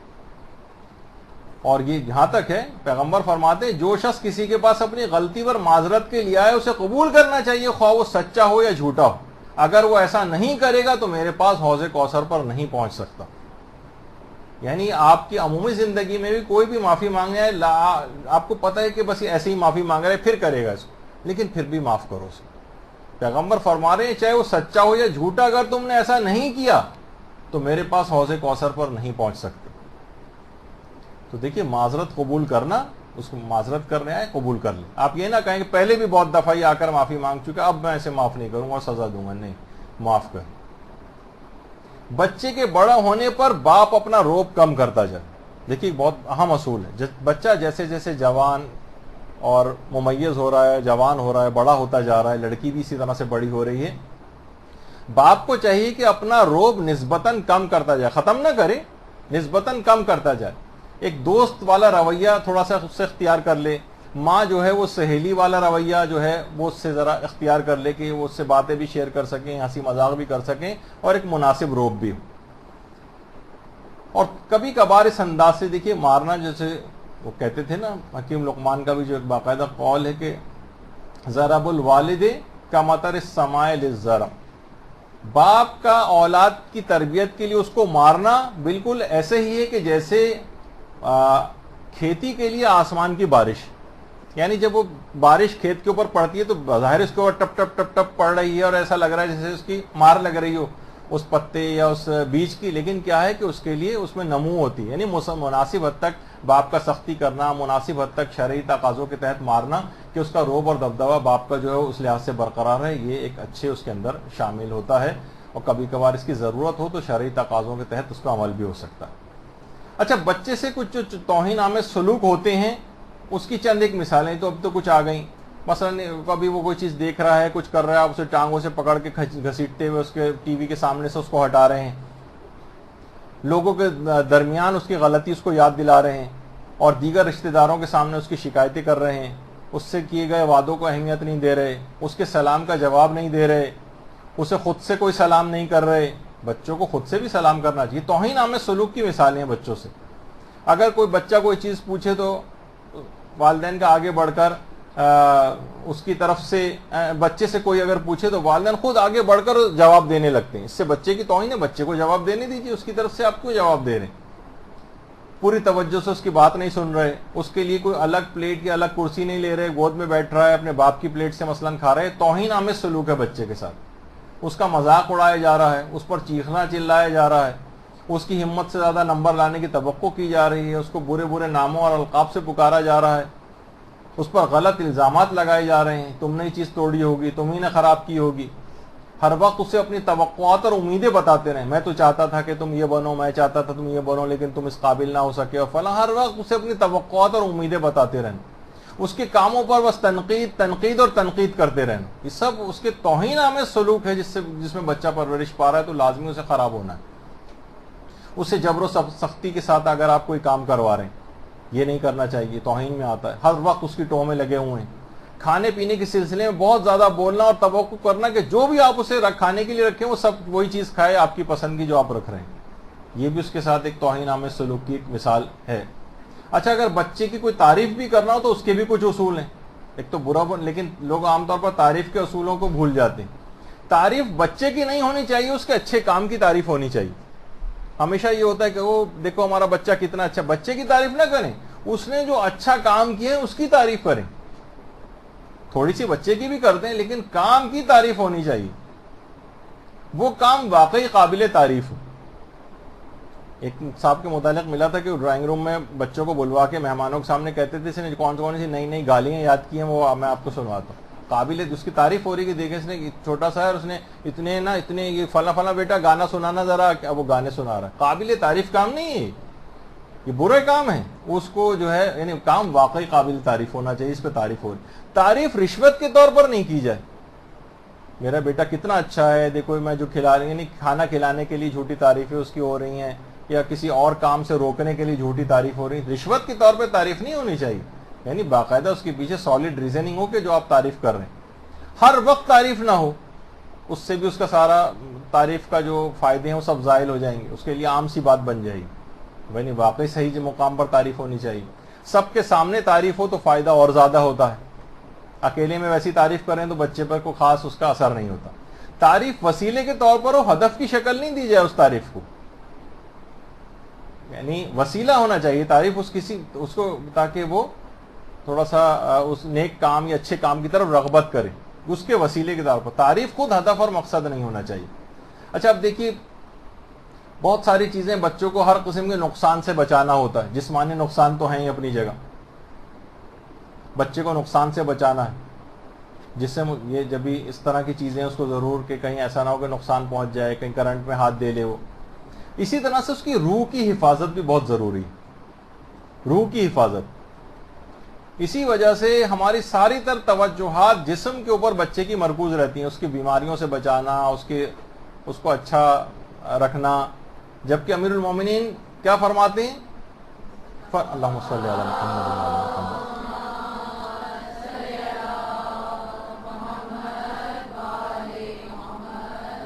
فرماتے کہ میں نے اللہ سے خوبصورت اور خوش قامت بچے طلب نہیں کیے، بلکہ میں نے اللہ سے دعا کی ہے کہ مجھے ایسے فرزند عطا فرمائے جو اللہ کے اطاعت گزار ہوں اور اس سے خوف کھانے والے ہوں، تاکہ میں جب انہیں اطاعت الہی میں مشغول دیکھوں تو میری آنکھوں کو ٹھنڈک ملے۔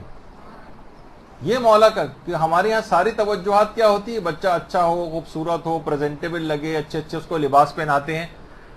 مولا کہتے ہیں میں نے کبھی خوبصورت اور خوش قامت بچے طلب نہیں کیے اللہ سے، اطاعت گزار بچوں کی دعا مانگی ہے کہ جب وہ اللہ کی اطاعت میں کرتے دیکھو۔ تو اس لحاظ سے اطاعت گزار کب بنیں گے؟ جب دین کی تعلیم ان کو دلوائی جائے گی۔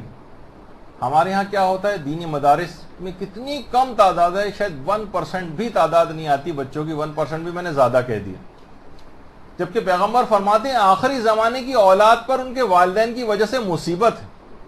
لوگوں نے پوچھا یا رسول اللہ مشرک والدین کی وجہ سے؟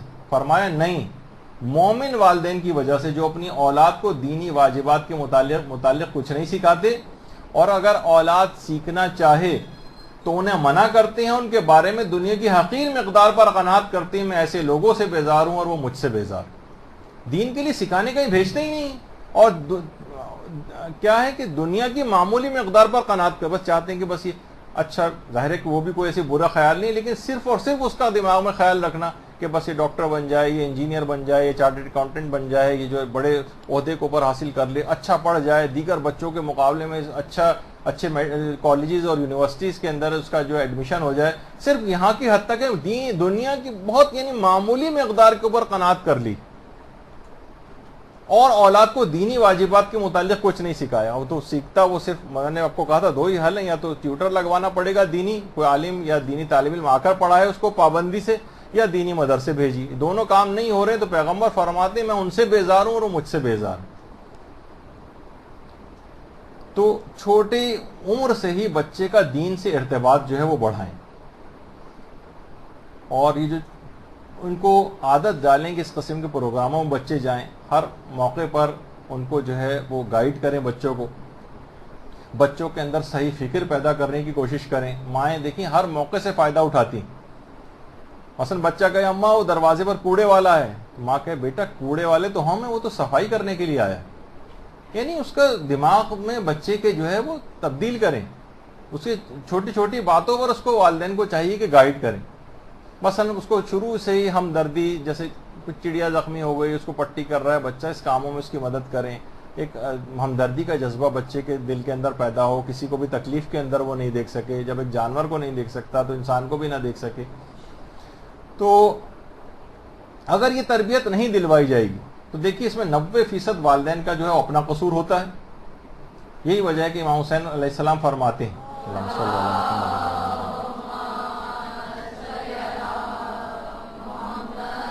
اور وہی جو قرآن کی آیات بھی ہیں کہ اصل میں جتنی مصیبتیں تم پر آتی ہیں تمہارے اپنے کیا دھرا ہوتی, اب تمہارے اپنے کاموں کا کیا دھرا ہوتی.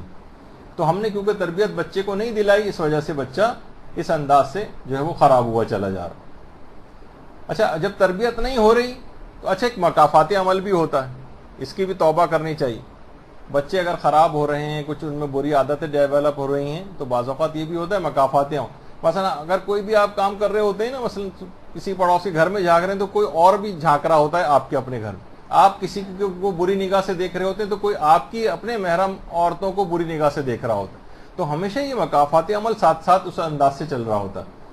تو ترکیبیں سوچیں باقاعدہ کہ مثلا اولاد ہے, یہ ان تمام برائیوں سے کیسے بچے گی, اولاد کو نمازی کیسے بنائیں. دیکھیے اگر اولاد کو نمازی بنا دیا نا تو ایک حد سے زیادہ کبھی بھی نہیں بگڑ سکے گی. مثلا ماں اکثر و بیشتر اگر مصلی پہ بچے کو بچہ اسے بیٹھے دیکھتا رہے تو اس میں بہت متاثر ہوتا ہے بچہ. اس کی نورانیت ہوتی ہے کہ ماں جس وقت وہ بیٹھی ہوتی ہے باقاعدہ, آپ کو تو محسوس بھی نہیں ہو رہا تھا, ایک باقاعدہ ایک نورانیت جس کا بچہ اثر قبول کر رہا ہوتا ہے. گھر میں رہنے والے افراد اثر قبول کر رہے ہوتے ہیں. ہر مشکل کے اندر وہ دیکھتا ہے کہ کوئی کیسا ہی مرحلہ کیوں نہ ہو, ماں کبھی نماز کو نہیں چھوڑ رہی. پھر بچہ بھی جب بڑا ہوگا تو وہ بھی اسی پیروی کرے گا اس کی, حتیٰ کہ کسی بھی جگہ وہ نماز نہیں کرے گا, قضا نہیں کرے گا, خواہ کتنے ہی بڑے اہم عہدے وغیرہ کے اوپر ہی چاہے وہ کیوں نہ چلا جائے. تو اس کے اندر گھر کے جو بزرگ ہیں وہ بھی ان کو پارٹیسپیٹ کرنا چاہیے, وہ بچوں کو لے کر کھڑے ہوں نماز کے لیے. ان کا اپنا ہے کہ ان کا کام فقط ٹی وی دیکھنا نہیں, جیسے میں اکثر کہتا ہوں, وہ اپنے بچوں کے ساتھ لے کے, اپنے پوتوں نواسوں وغیرہ کو ساتھ لے کے نماز جو ہے وہ پڑھیں. اور گھر میں ہر وقت کوشش کریں کہ جائے نمازیں وغیرہ جو بچھی رہیں, کوئی ایک مخصوص گوشہ ہو کہ بچے کو بہت آسانی, ورنہ ہر وقت وہ آئے گا کھولے گا, ایک الکساہٹ اس کو ہو رہی ہے کہ میں کیسے نماز پڑھوں. نہیں, آسان بنائیں. تو بچپن سے ہی بچہ اس بات کا عادی ہو جائے گا کہ یہ نمازی بن جائے, تو پھر یہ زیادہ بگڑ نہیں سکے گا, حتیٰ کہ کتنے ہی بڑے عہدے پر کیوں نہ پہنچ جائے. پائلٹ بھی ہے تو ایئرپورٹ پہ وقت اگر ہوگا, قضا ہونے والی ہوگی تو وہیں پر نماز پڑھ لے گا, لیکن کبھی اپنے اس کو قضا نہیں کرے گا نماز کو. دیکھیے بہت ضروری ہے ان چیزوں کا کہ اجتماعی پروگرامز ہمارے ہاں دیکھیے بالکل بھی نہیں ہوتے ہیں. نمازوں کے سلسلے میں باقاعدہ اجتماعی پروگرام ہو. اکیلے دیکھیے کبھی تربیت ہو نہیں سکتی, ورنہ کیا ہوگا اگر اکیلے ہم ایک گھر میں بیٹھ کے بچے کی تربیت کر لیں گے, اور اجتماعی کوئی ایسا نہیں ہوگا جس سے دیکھیے بچہ نکلے گا نا باہر, اسکول بھی جائے گا, اپنے دوست بھی بنائے گا, وہ وہی بگڑے ہوئے بچے ہوں گے. اطراف کے ماحول کو بھی ٹھیک کرنا ضروری ہے تاکہ آپ کا بچہ جب باہر جائے تو ساری آپ کی وہ خراب نہ ہو جائے تربیت. ہمارے یہاں تو ماحول نہیں ہے, لیکن ایران میں بہت ساری ایسی جگہوں پہ ہے کہ باقاعدہ بچیوں کی نماز کے الگ سے جو ہے وہ پروگرام ہوتے ہیں.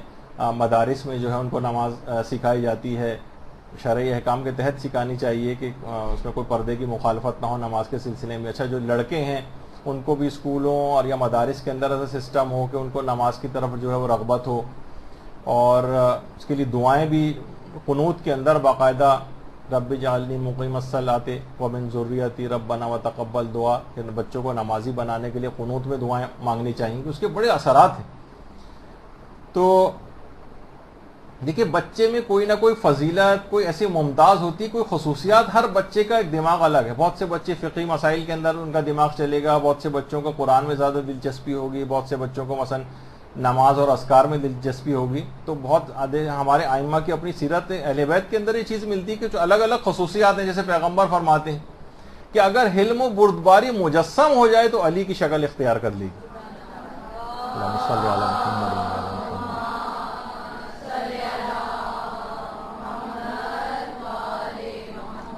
اور اگر خوبی اور نیکی مجسم ہو جائے تو فاطمہ کی شکل اختیار کر لی.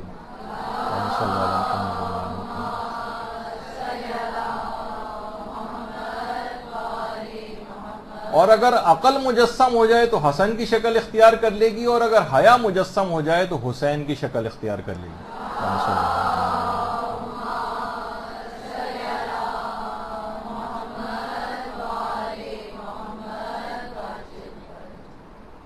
تو کوئی نہ کوئی ایسی خصوصیت آپ کو بچے کے اندر ڈیولپ کرنا ہے کہ جو اس کو ایک ممتاز کر دے. کوئی ایک خصوصیت کسی بچے کا آپ کو دیکھنے کے نہیں اس کا اخلاق بہت اچھا ہے تو اس کے اخلاق میں اور ترقی دینے کی کوشش کریں.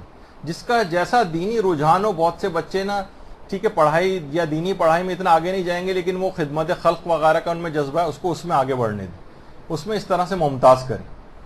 اور بس اس کے اندر دو چیزیں اور اس کے اندر رہ گئی ہیں کہ بچے کو ظاہر ہے کہ بچہ صحت مند ہوگا تو ہی کہیں جا کر وہ اچھا کوئی دینی اور دنیا کے اعتبار سے فائدہ مند بنے گا. اس ایسے بچوں کو نظر بھی لگتی ہے. تو آیت اللہ بہجت نے کچھ اعمال بتائے ہیں جو کہ مختلف ہماری پوسٹ کے اندر بھی ہیں کہ مثلا کوئی بھی شخص جب ان سے پوچھا گیا کہ کوئی شخص نظر بد کا شکار رہتا ہو یا اس پہ کوئی جادو وغیرہ کیا ہو تو اس کا توڑ کیسے کرے, تو آیت اللہ بہجت نے فرمایا کہ چند باتیں کرے, اپنے ساتھ ایک چھوٹا قرآن رکھے, اذان صبح کے وقت گھر میں باواز بلند اذان دے, روزانہ دن میں 50 آیات قرآن کی تلاوت باواز بلند کرے, سورہ فلق اور سورہ ناس پڑھے, آیت الکرسی کی دن میں کئی مرتبہ تلاوت کرے اور سونے سے پہلے خاص طور پر چاروں قل ضرور پڑھے. بچوں کو بھی سکھا دیں بچپن سے ہی اور بچوں کی طرف سے خود بھی ان اعمال کو انجام دیں تو نظر بد نہیں لگے گی, کوئی جادو وغیرہ اثر نہیں کرے گا. تو یہ چیزیں کچھ ایسی ہیں کہ یہ بچوں کے سلسلے میں ہیں. یا بچے اگر بیمار رہتے ہوں تو پیغمبر فرماتے ہیں سورہ احقاف کو لکھ کر ان کے پاس رکھے. چھوٹا بچہ ہے, دودھ پیتا بچہ ہے تو اس کے جسم سے اگر باندھ دے یا اس کا پانی بچے کو پلائے تو اس کا جسم قوی اور سالم ہوگا اور بچے جن بیماریوں میں مبتلا ہوتے ہیں ان بیماریوں سے بھی محفوظ رہیں گے. یا خدا کا ایک نام ہے البر, 202 دفعہ یہ بچوں پر پڑھ دیا جائے تو بلوغ تک تمام آفات و بیماریوں سے امان میں رہتے ہیں. یعنی روحانی چیزوں کو بھی سہارا لینا چاہیے. اسی طریقے سے امام صادق فرماتے ہیں جو سورہ عنکبوت کو لکھ کر دھو کر اس کا پانی پیے تو اللہ کے حکم سے ہر قسم کے امراض اور مشکلات اس کی دور ہو جائیں گی. اسی طرح سے سورہ جاسیہ جو دوسرے نمبر کا پوائنٹ ہے, جو اس سورے کو لکھ کر پیدا ہونے والے بچے کے باندھے گا تو امام صادق فرماتے ہیں بچہ حکم خدا سے تمام آفات سے بھی محفوظ رہے گا, یعنی بیماریاں بھی اس کے اندر آ گئیں اس سے بھی محفوظ رہے گا. سورہ جاسیہ. اسی طریقے سے مثلا سورہ صافات ہے کہ اس سورے کی تلاوت کرنے والے کے مال, اولاد اور جسم پر کسی شیطان اور ظالم کا کوئی ظلم نہیں ہونے دیا جائے گا. تمام لوگوں سے زیادہ اس کو رزق عطا ہوگا اور اس کی ہر مشکل دور ہوگی. یعنی جو بھی تلاوت کرے گا اس کی اولاد اور اس کے جسم پر کسی شیطان اور ظالم کو کوئی تسلط نہیں ہوگا. تو سورہ صافات کی بڑی اہمیت ہے, ان چیزوں کا سہارا لیں. مثلا بچے کے اندر کوئی ہکلاہٹ وغیرہ کا مرض آ گیا ہے تو امام فرماتے ہیں اگر سورہ بنی اسرائیل کو زعفران سے لکھ کر ہکلانے والے بچوں کو اس کا پانی پلا دیا جائے تو حکم خدا سے ان کی زبان کی لکنت بھی دور ہو جائے گی اور بچہ صحیح بولنے لگے گا. تو بہت ساری ایسی چیزیں ہیں کہ جسمانی تمام چیزوں کے ساتھ ساتھ آپ سائنسی جتنی ایجادات اور دوائیں وغیرہ استعمال کرتے ہیں اس میں روحانی طریقہ علاج اور طریقوں کو بھی شامل کر لیں تو انشاءاللہ جب صحت مند بچہ ہوگا تو پھر اس کی تربیت بھی اچھی آپ کر سکیں گے. ورنہ بیمار بچے یا کمزور بچوں اور لاغر بچوں کے ساتھ کیا تربیت ان کی ہو سکے گی. اب بس ایک موضوع ہمارا رہتا ہے کہ جو بچے اب بگڑ چکے ہیں, یہ غلطیاں ہو گئی ہیں جتنی آج آپ نے سنی ہیں اور اس سے پہلے, اب کیا کیا جائے, ان کو کس طرح سے راہ راست پہ لایا جائے, تو اس کے کچھ خاص اسپیشل قسم کے طریقے ہیں جو انشاءاللہ ہماری اس آخری گفتگو کو عنوان بنیں گے جو امام زمانہ علیہ السلام کی گفتگو کے بعد اگلی اتوار کو آئے گی. درود بھیجیے محمد علیہ صلی اللہ علیہ وسلم.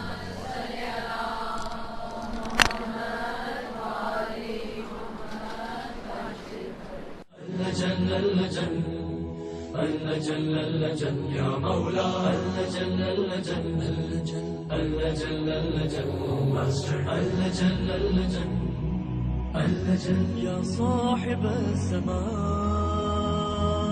اللجن